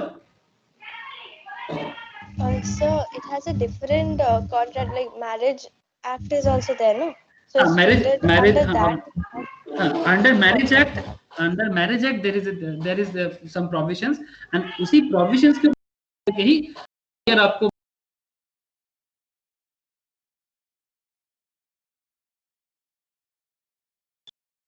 बुझेगा ना बात। बोलो, एक चीज बता दूं आपको कि एक्चुअली इंडिया में म्यूट कर देना, बैकग्राउंड नॉइज है थोड़ा, जिनका भी म्यूट नहीं है, जब क्वेश्चंस होगा फिर अनम्यूट करके बोल देना। ओके, एक पॉइंट बता दूं कि इंडिया में ना पहले ना मैरिज एक्ट नहीं होता था। एक्चुअली इंडिया तो बेसिकली अगर मैं बोलूं तो हिंदू जो रिलीजियस का जो लोग हैं, बेसिकली एक्चुअली हिंदू कोई रिलीजियन भी नहीं है as per Purana Vedas and as per also constitutions, कि हिंदुस्तान में रहने वाले जिस कल्चर के साथ बिलीव करते हैं, इस कल्चर में एक हटके बात है सर, थोड़ा इसको लॉ के साथ आप लोग कनेक्ट कर सकते हो, बट सोशल के साथ कनेक्ट कर सकते हो। सोशल एंड कॉन्ट्रैक्ट एक साथ चल रहा है। एक्चुअली इंडिया में ना कभी मैरिज एक्ट नहीं हुआ करता था। ये आजकल जो शादी करने से पहले रजिस्ट्री कर लो, ये जो पॉइंट आया ना, ये पॉइंट इसलिए बनाया गया है बिकॉज ये क्या है ना, आजकल ना मतलब इंसान के ऊपर ना भरोसा उठ गया है। मतलब जो फेथ, प्यार, मोहब्बत, लव, ये सब चीज ना सिर्फ वर्ड्स में ही रह गया, रियल में नहीं है। तो हर चीज ना कॉन्ट्रैक्ट में बदल गया। और हिंदू सिस्टम में अगर आप कभी भी अपना पुराण में देखो तो कभी भी ना शादी को कभी कॉन्ट्रैक्ट कभी नहीं बनाना चाहा। बट ये मॉडर्न डेज आने के बाद इसका ये मुझे बड़ा खराब लगता है। इसलिए लगता है, अब कोई बोलेगा सर पासपोर्ट बनाने जाए तो प्रूफ क्या होगा, वीजा बनाने जाए तो प्रूफ क्या होगा, that's a different issues. But आजकल तो शादी होता नहीं है, उससे पहले रजिस्ट्री होता है, क्योंकि सबको डर लगता है कि अगर टूट गया तो। मतलब पहले ना ये बंधन ना बहुत ही, और लोगों का ना जुबान बड़ा पक्का होता था। जुबान समझते हो ना, कि अगर कोई कह दिया, अगर अरेंज मैरिज है तो अरेंज मैरिज के केस में अगर दोनों माँ बाप, दोनों parents, both side of parents अगर एक बार बोल दिया कि यस शादी होगा, तो वो कुछ भी हो जाए, दुनिया इधर से उधर हो जाए, वो कभी नहीं टूटता था। और अगर लव मैरिज के केस में अगर कभी किसी के साथ एक दूसरे को वादा कर दिया, प्रॉमिस या प्रपोज कर दिया, तो वो ऐसा कभी नहीं होता। तो वो आजकल जो ब्रेकअप हम लोग सुनते हैं, ये इंडिया में कभी नहीं होता। ब्रेकअप वाला, लेकिन आजकल ये सब नॉर्मल। तो मैरिज भी अल्टीमेटली एक बहुत बड़ा कॉन्ट्रैक्ट बन गया है। और इसके लिए ना रिलेशनशिप में भी ना वो बात नहीं है। It's little bit different, out of track बात था, but it's just for your moral understanding, nothing more. Okay चलो। और ऑब्वियसली मैरिज रिगार्डिंग एक्ट है, और उस एक्ट में मैरिज रिगार्डिंग कुछ भी बातें डिस्कशंस होता है। बट मैरिज भी एक सोशल मैटर है, इसलिए सोशल के साथ कॉन्ट्रैक्ट को जहां जहां डिफरेंशिएट कर सकते हैं उसको अलग से डिफाइन किया जा रहा है कॉन्ट्रैक्ट एक्ट, ताकि स्टूडेंट्स के मन में या फिर एज ए बिजनेस लॉयर के मन में ये सब चीजें कुछ अलग मतलब एक कंफ्यूजन क्रिएट ना करें। अच्छा, वैलिड कॉन्ट्रैक्ट का कुछ एसेंशियल एलिमेंट्स होते हैं। वैलिड कॉन्ट्रैक्ट का, एक कॉन्ट्रैक्ट को वैलिड होने के लिए कुछ एसेंशियल चीजें मानना पड़ता है। जैसे एग्रीमेंट बिना तो कॉन्ट्रैक्ट बन नहीं सकता। सेक्शन 10 बताते हैं sir, point to be noted. हाँ, section 10 of the Indian contract act 1872 ये बात कहते हैं कि essential of a valid contract में एग्रीमेंट होना चाहिए, फ्री कंसेंट होना चाहिए। अब what is this meaning of free consent? जैसे कि जैसे मैं बता रहा था कि एक बार फिर से मैं फ्री कंसेंट समझाने के लिए थोड़ा आप लोगों के अंडरस्टैंडिंग वाला समझाऊंगा, ठीक है। ये एक लड़का है सर, मेरा ड्राइंग खराब है, आप लोग हंस सकते हो बट थोड़ा संभाल के हंसना, जोर से ना हंसना। ओके, ये एक लड़की है। अब मानो कि ये जो लड़का है ना, दिस बॉय, इसको ये पसंद, मतलब इनको पसंद है, ठीक है। तो ये ना, लेकिन लड़की को ये लड़का पसंद नहीं है, ठीक है। ये इनके पीछे पीछे घूमे, ये बात इनको अच्छा नहीं लगता। तो ये सब आदतें होते हैं ना सर, स्कूल कॉलेज में हम लोग देखते हैं। सब वेरी बहुत ही अच्छा लगता है, it's a very good period of students life. तो लेकिन ये लड़का ना जबरदस्ती इसके पीछे पड़ा रहता है और इसको बोलते कि अगर तुम मुझे प्यार ना करो या फिर तो फिर मैं कुछ कर लूंगा, मैं कुछ ना कुछ मैं कुछ बन जाऊंगा, पागल बन जाऊंगा, हाँ मैं कुछ और बन जाऊंगा, मैं पागल हो जाऊंगा, कुछ भी, मतलब थ्रेट देते रहते हैं। तो प्लीज ट्राई टू अंडरस्टैंड। तो इस थ्रेट के डर पे ये इसको प्यार कर लेता है। आजकल ये सब सीरियल्स वगैरह में भी दिखाते हैं, मूवीज वगैरह भी बनता है। तो अगर फ्री कंसेंट नहीं है ना sir, the point is free consent. हाँ प्लीज समझना पॉइंट को, पॉइंट इज फ्री कंसेंट। तो अगर आप किसी से किसी का भी, चाहे बिजनेस का भी हो, जैसे कि ठीक है, जो प्यार है सर, ये प्लस का मतलब और ना समझना। बिजनेस वाला मोहब्बत में क्या हो रहा था कि हमें चाहिए लीची और विश्वजीत को चाहिए 10 लाख। लेकिन मैं क्या कर रहा जानते हो, मैं विश्वजीत को बोल रहा हूँ कि नहीं नहीं 10 लाख नहीं, मैं तेरा सर हूं, तो मुझे 5 लाख में दे देना। विश्वजीत दे देगा 5 लाख में मुझे? Yes sir. हाँ दे देगा। नो सर, नहीं देगा।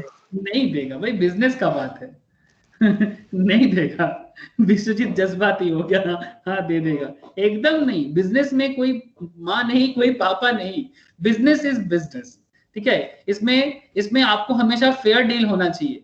कभी अपने दुकान से, तुम जानते हो मेरे घर में मेरा जो नेटिव है, मेरे नेटिव में मतलब एक मेरा पापा का कुछ स्टाफ है, कुछ जेरोक्स एंड प्रिंटिंग का कुछ चलाते हैं एक दुकान है, ठीक है। तो वहां पर अगर मैं कभी जेरोक्स करता हूँ ना, तो मैं पेमेंट करता हूँ क्यों करता हूँ जानते हो? क्योंकि ये तो ड्राइंग्स हो जाता है ना, जब अपने ही बिजनेस से आप पैसा उठाते हो। आप लोग जानते हो अकाउंटेंसी में ये प्रोविजंस है कि अगर आप अपने ही बिजनेस से कैपिटल होते तो ड्राइंग्स हो जाएगा, तो ज्यादा ड्राइंग्स बिजनेस को बर्बाद कर देगा।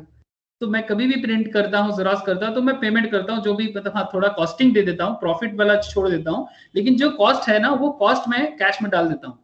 तो पापा एक दिन गुस्सा हो गया, बोला हट ऐसा कोई करता है? नहीं नहीं, this is good for the business, I don't want to do drawings. अगर मैं इस कॉस्ट को बचा सकता हूँ तो it's good for the business ना।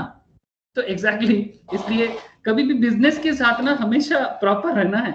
10 लाख का चीज है तो 10 लाख नहीं देना पड़ेगा भाई, आप 5 लाख नहीं दे सकते। लेकिन अगर मानो कि मैं विश्वजीत को जबरदस्ती डरा रहा हूँ, धमका रहा हूँ, तो वो क्या हो जाएगा ना, उसका फ्री कंसेंट नहीं होगा। और अगर फ्री कंसेंट नहीं होगा तो कॉन्ट्रैक्ट नहीं बन सकता, क्योंकि मैं उसका सर हूं, तो मेरा पोजीशन उससे हायर में है, या फिर मैं उसको डोमिनेट करता हूं। मैं उसको बोलता हूं कि अगर तू अच्छे से नहीं पढ़ेगा तो तेरा एग्जाम के टाइम पे मैं तुझे क्लासेस नहीं प्रोवाइड करूंगा, तेरा जो भी डाउट रहेगा मैं क्लियर नहीं करूंगा, ठीक है। मैं तेरे अगेंस्ट में मैं बोर्ड में कुछ ना कुछ बता दूंगा ताकि तेरा रिजल्ट खराब हो जाए। बिकॉज मेरे पास पावर है, तो मैं किसी भी करके उसको ना डराता रहता हूँ, और 10 लाख का चीज को 5 लाख में लेता हूँ। इलीगल है सर, दिस इज इलीगल।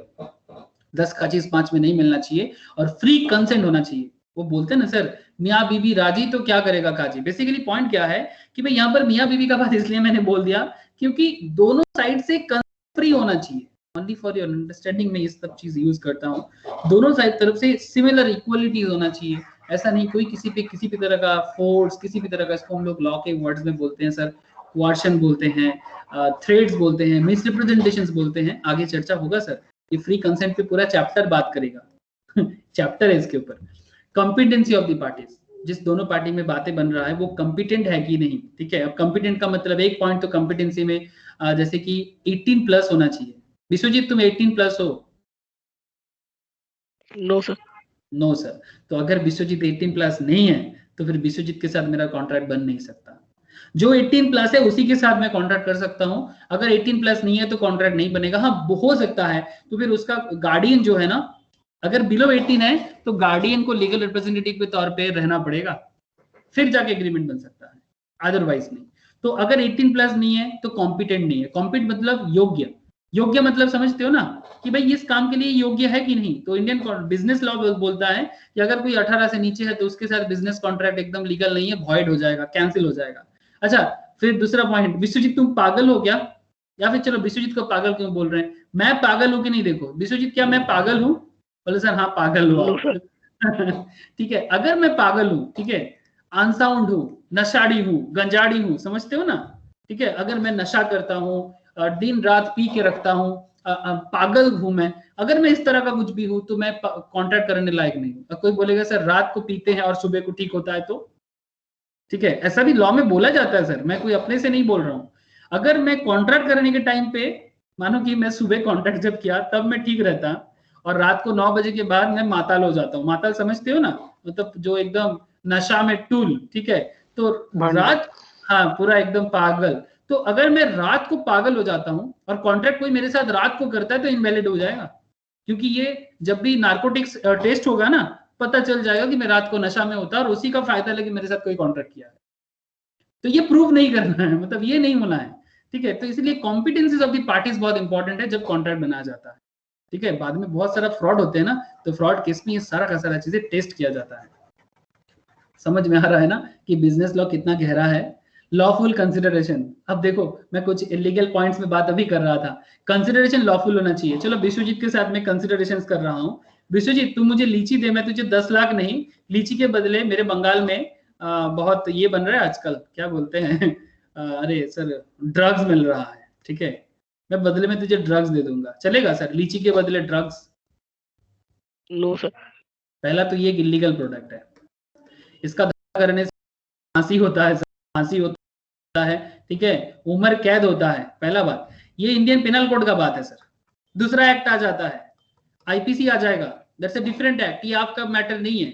लेकिन ये जिस चीज का आप कंसिडरेशन ले रहे हो ना, लीची के बदले ड्रग्स, ठीक है, 2 पैकेट ड्रग्स दे दूंगा, बदले में 1 टन का लीची ले लूंगा, ठीक है।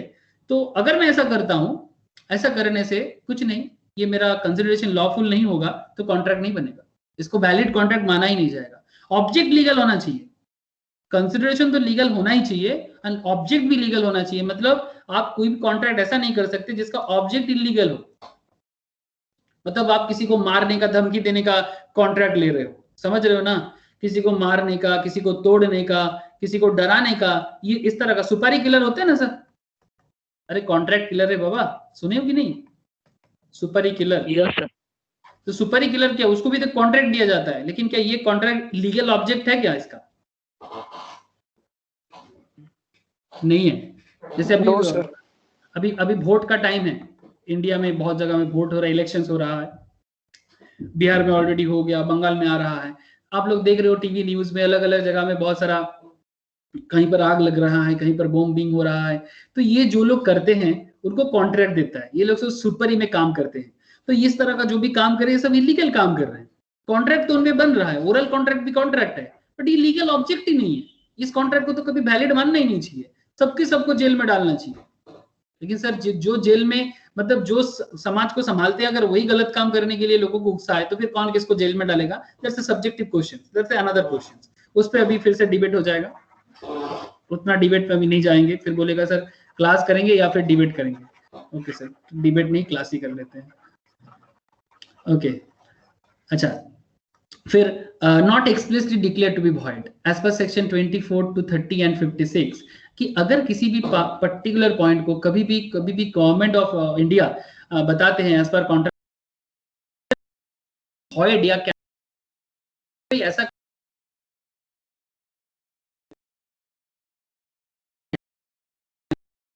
पहले से ही कैंसिल है, तो उसका कॉन्ट्रैक्ट तो बन ही नहीं सकता। जो पहले से वॉइड है उसका क्या कॉन्ट्रैक्ट होना है?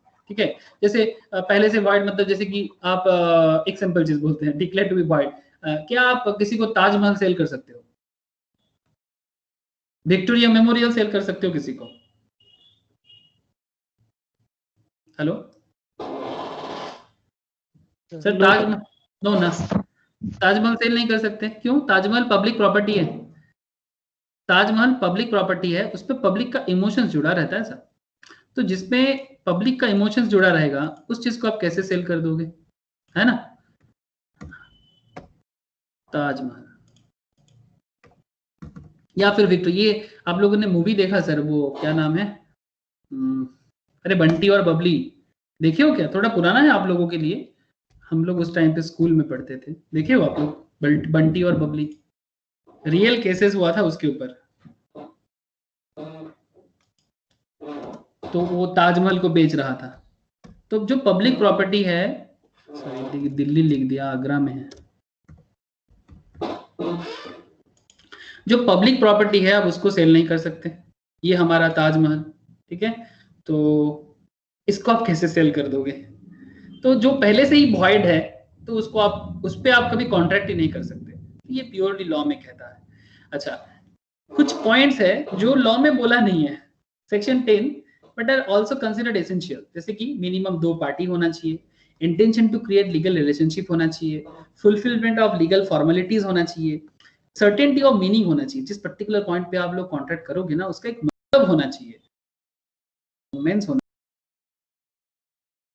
तो क्या कॉन्ट्रैक्ट भी नहीं बनता है, फिर कॉन्ट्रैक्ट कैसे बनाओगे?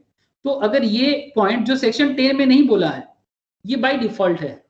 ये जो पॉइंट है ना, 5 पॉइंट, पॉसिबिलिटी ऑफ परफॉर्मेंस, मतलब क्या वो पॉसिबल होगा काम करना, क्या उसका मतलब सही आ रहा है, सर्टेन है, मतलब क्या ये पॉइंट एकदम सर्टेन मतलब निकालते हैं? ऐसा नहीं कि आधा समझ में आ रहा है, आधा समझ में नहीं आ रहा है। तो आधा समझ में आ रहा है, आधा समझ में नहीं आ रहा, तो उससे अच्छा है ना समझना ही अच्छा है। तो मीनिंग अगर सर्टेन नहीं है, निश्चित नहीं है, तो फिर काम नहीं करना है। लीगल फॉर्मेलिटीज फुलफिल नहीं करेगा तो बात नहीं बनेगा, और लीगल रिलेशनशिप नहीं क्रिएट करेगा, ठीक है, इलीगल रिलेशनशिप क्रिएट करेगा तो भी बात नहीं बनेगा। बट इसको सेक्शन 10 में नहीं बोला है, लेकिन फिर भी ये कॉन्ट्रैक्ट के लिए एसेंशियल माना जाता है, ठीक है, याद रखिएगा। ये जो 6 पॉइंट है ये एसेंशियल है, ठीक है, और ये भी एसेंशियल है, बट ये लॉ में, कॉन्ट्रैक्ट सेक्शन 10 में ही नहीं बोला गया। तो सर और कुछ पॉइंट्स हैं जो आज मुझे बात करना है, थोड़ा पेशेंस के साथ रहो, बस एक पर्टिकुलर स्टेज थोड़ा मैं आपको कंप्लीट करा दूं, तो आपको एक कॉन्ट्रैक्ट का पूरा ओवरव्यू लेके आप आज जाओ, इतना मेरा कोशिश रहेगा आज। फिर धीरे धीरे तो डिटेल्स में बात करना ही है आप लोगों से। In terms of section 10 of the act, all agreements are contract if they are made by the free consent of the parties competent to contract for lawful consideration and with a lawful object and are not expressly declared to be void. तो फिर पूरा का पूरा section 10 क्या कहते हैं? All agreements are contract, सब सारा का सारा एग्रीमेंट कॉन्ट्रैक्ट है if they are made by free consent, अगर वो फ्री कंसेंट में बनता है, पार्टीज कॉम्पिटेंट है, लॉफुल कंसिडरेशन है, ऑब्जेक्ट लॉफुल है and not expressly declared to be void है, तो जाके उसको हम लोग कॉन्ट्रैक्ट कह देंगे पूरा का पूरा डिटेल्स में। ठीक है, एज पर सेक्शन 10। समझ में आया ना सर? अब देखो टू पार्टीज, बिना टू पार्टीज का कॉन्ट्रैक्ट क्या बनेगा? ठीक है, जैसे तो मैं आपको ऑलरेडी बता चुका हूं, कुछ एग्जांपल्स है, रियल लाइफ केसेस है, देखना sir. To constitute a contract of sale there must be two parties, एक सेलर होना चाहिए, दूसरा बायर होना चाहिए। The seller and buyer must be two different person because a person can not buy his own goods. क्या sir आप खुद ही खुद का गुड्स खरीद सकते हो? मतलब आपका चीज आप खुद ही खरीदते हो और फिर बाद में अपने बिजनेस पे सेल दिखाते हो और सेल दिखा के बिजनेस को बढ़ा के दिखाते हो? सर ऐसा बिजनेस में होता है सर, थोड़ा गहराई पॉइंट है, आई डोंट नो कितना समझ आएगा बट कोशिश कर रहा हूं मैं। सर आपको बता दूं कि बिजनेस में अगर सेल अच्छा होता है, ये बिजनेस का प्रॉफिट एंड लॉस अकाउंट है। आप सब कोई कॉमर्स से ही हो तो फिर आप समझ सकते हो प्रॉफिट एंड लॉस अकाउंट अगर मैं आपको शो करूं तो इधर हम लोग ना सेल्स दिखाते हैं। अगर आपका बिजनेस ज्यादा सेल दिखाएगा तो आपका बिजनेस ज्यादा बूस्ट अप दिखेगा। तो सपोज आपका 10 लाख सेल था बट आप खुद ही खुद को सेल दिखा के 10 लाख को 20 लाख कर दिया और इन्वेस्टर सोच रहा है अरे वाह क्या बिजनेस चल रहा है, 20 लाख का सेल ये विद इन 6 मंथ्स। तो इन्वेस्टर क्या किया ना, आपके बिजनेस में और इन्वेस्टमेंट कर दिया। लेकिन सर ये 20 लाख तो गलत है, ये 20 लाख गलत है। Is this so wrong message to the investor? Hello, समझ में आया कि नहीं आया? 10 लाख का सेल हुआ था बट आप खुद ही खुद को सेल दिखा रहे हो, सेल बिल भी जनरेट कर दिए सर। सेल का जो बिल होता है ना सर, इनवॉइस होता है सर, सेल इनवॉइस जनरेट कर रहे हो आप बिजनेस में। ऐसा होता है सर, बिजनेस में ऐसे करते हैं कि अपने नाम पे नहीं करते हैं, किसी और के नाम पे दिखा देते हैं, फिर ऑडिट होता है सर। आप लोग ये नाम सुने, ऑडिट करने के लिए आया है, चेकिंग होता है, रिलेटिव के नाम पे शो कर देता है। वो भी तो वही बात हुआ ना, रिलेटिव कोई बिजनेस ही नहीं करता, उसके नाम पे सेल दिखा दिए। मजाक चल रहा है क्या? इसलिए कहते हैं कि खुद ही खुद को सेल नहीं कर सकते। एक मूवी बता दूं आपको, नहीं देखा तो देख लेना। सर क्या सर हर बात में कुछ ना कुछ बताते रहते हो सर। सुने हो कि नहीं बताना, सारे जहां से महंगा, सुने हो? हेलो, मूवी का नाम कभी सुने नहीं शायद? Yes sir. अच्छा, कभी मेरे से ही सुने हो काजल तुम? Yes sir. ये देखो, सारे जहां से महंगा, ये गजब मूवी है, देखना जरूर, बहुत ही मीनिंगफुल मूवी है। ठीक है, इसमें ये लोग खुद ही अपना सामान खरीदते हैं। देखो यहाँ पर ये इमेज से आपको कुछ पता चल रहा है कि इतना महंगाई बढ़ रहा है कि वो खुद ही खुद से सामान खरीद रहा है। गजब मूवी है, एक बार देखना, इसमें आपको पता चलेगा कि खुद को सेल करना कितना इलीगल है और ये नहीं चलेगा। ठीक है, ये खुद को ही सेल कर रहा था इस मूवी में।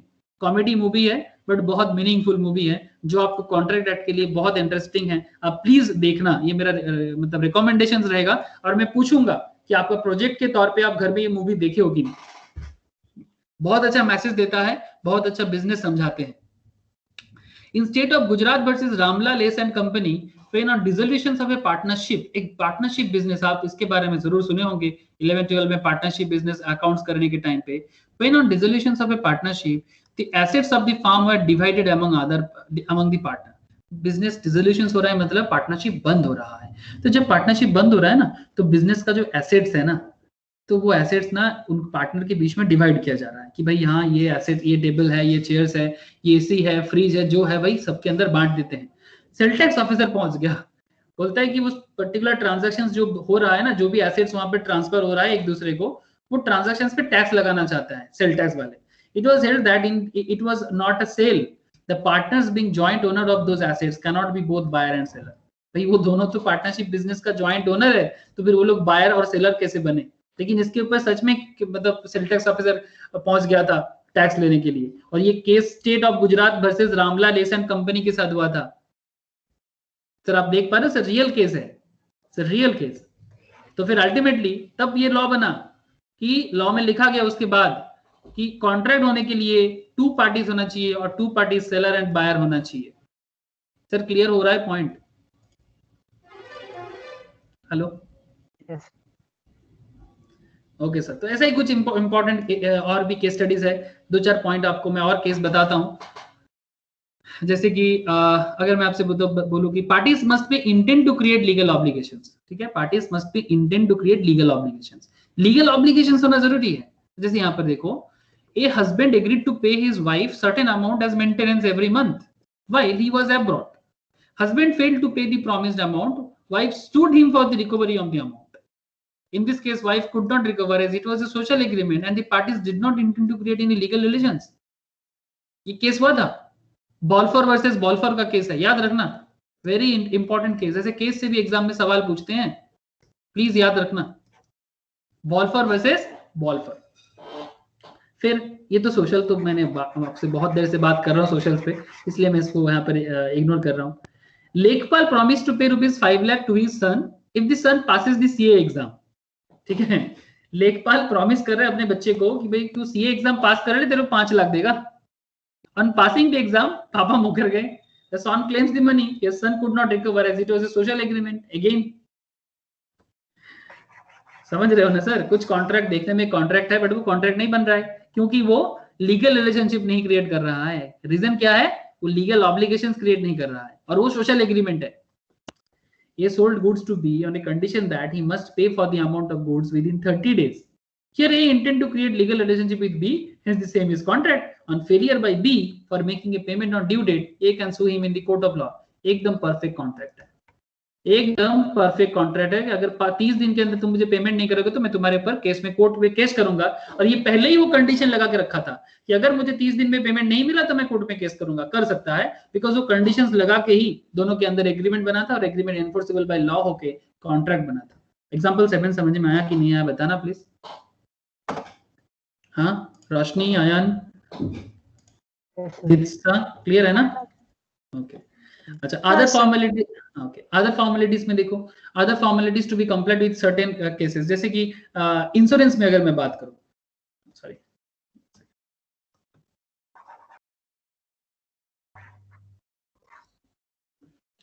A contract may be written or spoken. Please point to be noted, sir. Sir contract written भी हो सकता है, कॉन्ट्रैक्ट स्पोकन भी हो सकता है, कहीं भी नहीं बोला हुआ है। ये चीज हमेशा याद रखना कि कॉन्ट्रैक्ट ओरल नहीं होता, ऐसा नहीं बात है, कॉन्ट्रैक्ट स्पोकन ओरल हो सकता है।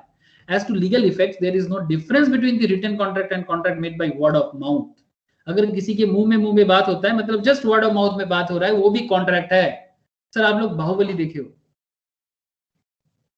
बाहुबली पिक्चर देखे हो, Baahubali the beginning and Baahubali the end देखे हो सर, कंक्लूजन? Yes sir. अगर बाहुबली मूवी देखे हो तो उस मूवी में सर बात में मूवी कहां से लाते हो सर? डोंट वरी सर, मतलब होता है तभी करता हूं। बाहुबली 2 द कंक्लूजन्स या बाहुबली 1, दोनों में अगर आप ये पॉइंट जरूर ख्याल करोगे, अगर देखे हो लास्ट में एक पॉइंट बताता है कि बाहुबली साम्राज्य में, ये कौन कहता है जानते हो? जो उनका माँ हुआ था बाहुबली का, कौन कहाँ चला गया माँ, ये उसका माँ बना था ना? नहीं ये नहीं, अरे माँ नहीं दिख रहा है मुझे, जो भी हो जो माँ बना था आपको याद जरूर होगा। हाँ यही है, नहीं दिख नहीं रहा है। तो जो माँ बना था ना, वो बोलता है लास्ट में कि बाहुबली साम्राज्य में ना उसका वचन ही उसका शासन है। ये वर्ड यूज करते हैं वहां पर, उसका वचन उसका शासन है। मतलब अगर वो वचन देता है करेगा तो करेगा, ऐसा नहीं कि कहाँ लिखा था मैंने कि मैं करूंगा, फिर प्रजा का पैसा खा लिया, उसका टैक्स खा लिया है और खुद पेट भर लिया, ऐसा नहीं। अगर वचन दिया कि हाँ साम्राज्य में मैं ये करूंगा तो करूंगा, ऐसे आज का नेता लोगों को जैसा नहीं कि वोट के टाइम पे बोला और फिर कभी और दिखाई नहीं दिया, ठीक है, नॉट लाइक देम।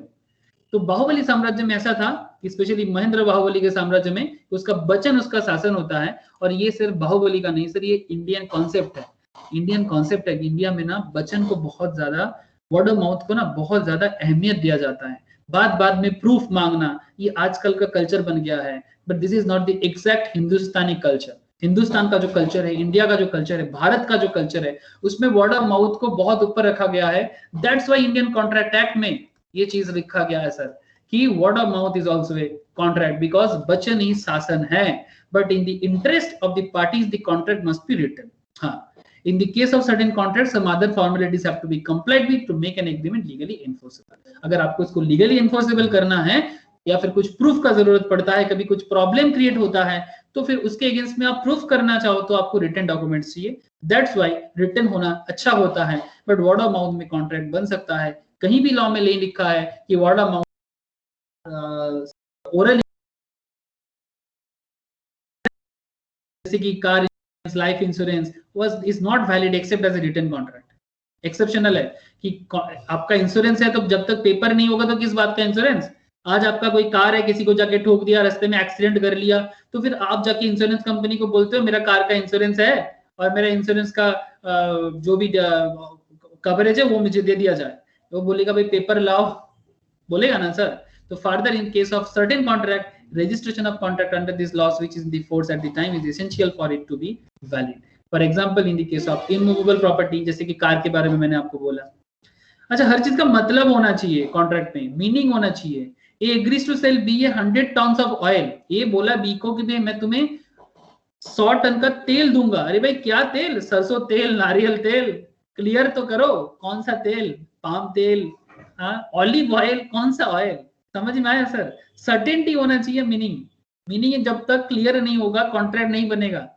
कौन सा तेल. XYZ Limited agreed to lease the land to Mr. B for a indefinite years. XYZ Limited, please देखना एक बार, agreed to lease the land to Mr. A. Land देना चाहता है लीज में, लेकिन कोई टाइम ड्यूरेशन पक्का नहीं बना रहा है. ठीक है, तो इंडेफिनिट ईयर के लिए नहीं होता कॉन्ट्रैक्ट. एक एग्जांपल दिखाता हूं मैं आपको, रियल लाइफ एग्जांपल्स. सर आप लोग कोलकाता में सॉल्ट लेक एरिया के बारे में जरूर सुने हो.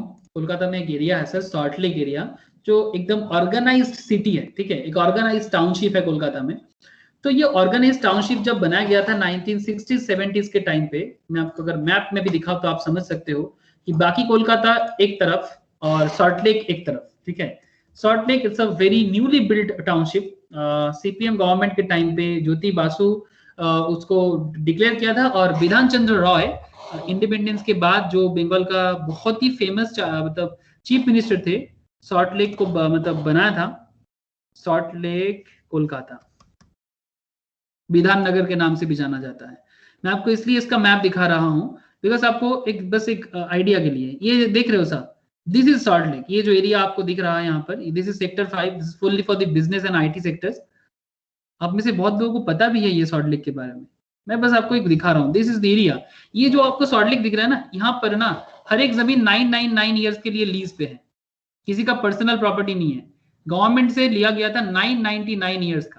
तो इसमें देखो मैं आपको एक रियल न्यूज दिखा देता हूं कि the state urban development department is working on a new transfer of law existing rules on transfer of lease rights in Salt Lake, where the department has leased out plot in 1960s and 70s for a term of 999 years. 999 years के लिए, though a laws was enacted in 2012 that allowed transfer of lease right against. मतलब देखो sir, वहां पर क्या हो रहा था कि कम से कम मतलब एक डेफिनेट पीरियड तो होना चाहिए, इंडेफिनिट पीरियड नहीं होना चाहिए. एक इंपॉर्टेंट चीज बता दूं, सॉल्ट लेक में जब 1960-70s में जो आज का बहुत ही एक्सपेंसिव एरिया है 999 इयर्स के लिए लीज दिया गया था, तो उस टाइम पे लीज का अमाउंट था एक एक कट्ठा जमीन का 2750 से लेके 5000 पर कोटा तक. काठा बोलते हैं इसको. 2750 से लेके 5000 पर काठा. उस टाइम पे कुछ इलीगल लोग क्या किया था कि उसको खरीद के फिर 50,000 से लेके 1 लाख पर काठा को सेल किया था. ठीक है, there are about 12,000 plots in Salt Lake, of which 5,000 were illegally sold. तो ये कुछ स्टैटिस्टिक है सॉल्ट लेक के बारे में कोलकाता में. 2019 का ये एक डेटा है ये. तो आई थिंक आप समझ पा रहे हो कि एटलीस्ट एक डेफिनेट ईयर होना चाहिए, जैसे कि 1999 ईयर्स का लीज होना चाहिए. क्लियर हो रहा है ना सर? मैं हर चीज में कोशिश कर रहा हूं कि जो भी आप किताब में पढ़ो उसका कुछ ना कुछ रियल में भी आप देखो प्लीज. नहीं तो ना इतना पढ़ाई का कोई मतलब नहीं बन जाता. That is my main motto, nothing more than that. तो सर्टेनिटी ऑफ मीनिंग होना चाहिए, पॉसिबिलिटी ऑफ वादा मत से. यही आपका लास्ट पॉइंट है कि the terms of agreement should be capable of performance. An agreement to do an act impossible in its can not be enforced. जैसे कि ए एग्रीज, यहाँ पर आपकी किताब में जो एग्जांपल्स दे के रखा है वही देख लो एक बार, कि A agrees with B to discover treasure by magic. A agree करता है बी को कि मैं चुटकी में मैजिक से ट्रेजर ला दूंगा. सर आप लोग अली बाबा 40 का कहानी देखे हो? नहीं सॉरी, अलादीन का चिराग, अलादीन का चिराग देखे हो कि नहीं? अरे सर, अलादीन का चिराग को जो मांगो मिल जाता है कि नहीं?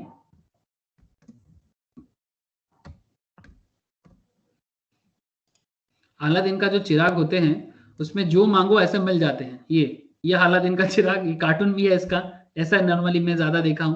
तो ऐसा नहीं कि चिराग को बुलाओ और जो मांगो, ये तो कहानी में पॉसिबल है, रियल में तो पॉसिबल नहीं है ना।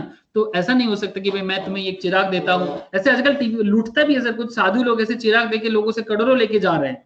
एक बार तो ये रिसेंटली केस हुआ कि किसी को बोला कि अलादीन का चिराग है और करोड़ों रुपए में बिक के चला गया कोई साधु किसी बड़े बिजनेसमैन को। पता नहीं है कैसे बिजनेसमैन बन गया, इतना भी पता नहीं है कि ऐसा कुछ रियल में होता ही नहीं है अलादीन का चिराग। ये कहानी है, ये तो कहानी है। तो अल्टीमेटली आपको पता चल गया कि भाई जो रियल में नहीं है अब उसका जो पॉसिबल नहीं है। जैसे प्यार वाला की कुछ कहानी होते हैं। जैसे आप लोग ये मूवी देखे हो कि वो धड़कन बोल के एक मूवी आया था अक्षय कुमार का, देखे हो? अरे सर थोड़ा I understand. Akshay Kumar, Sunil Shetty, Shilpa Shetty and ये कौन है मुझे याद नहीं आ रहा है।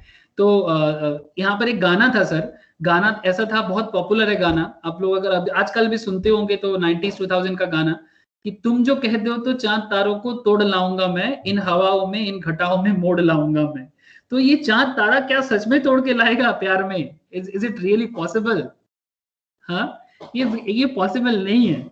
चलो सर, प्यार मोहब्बत में सही है बट बिजनेस में तो एकदम सही नहीं है।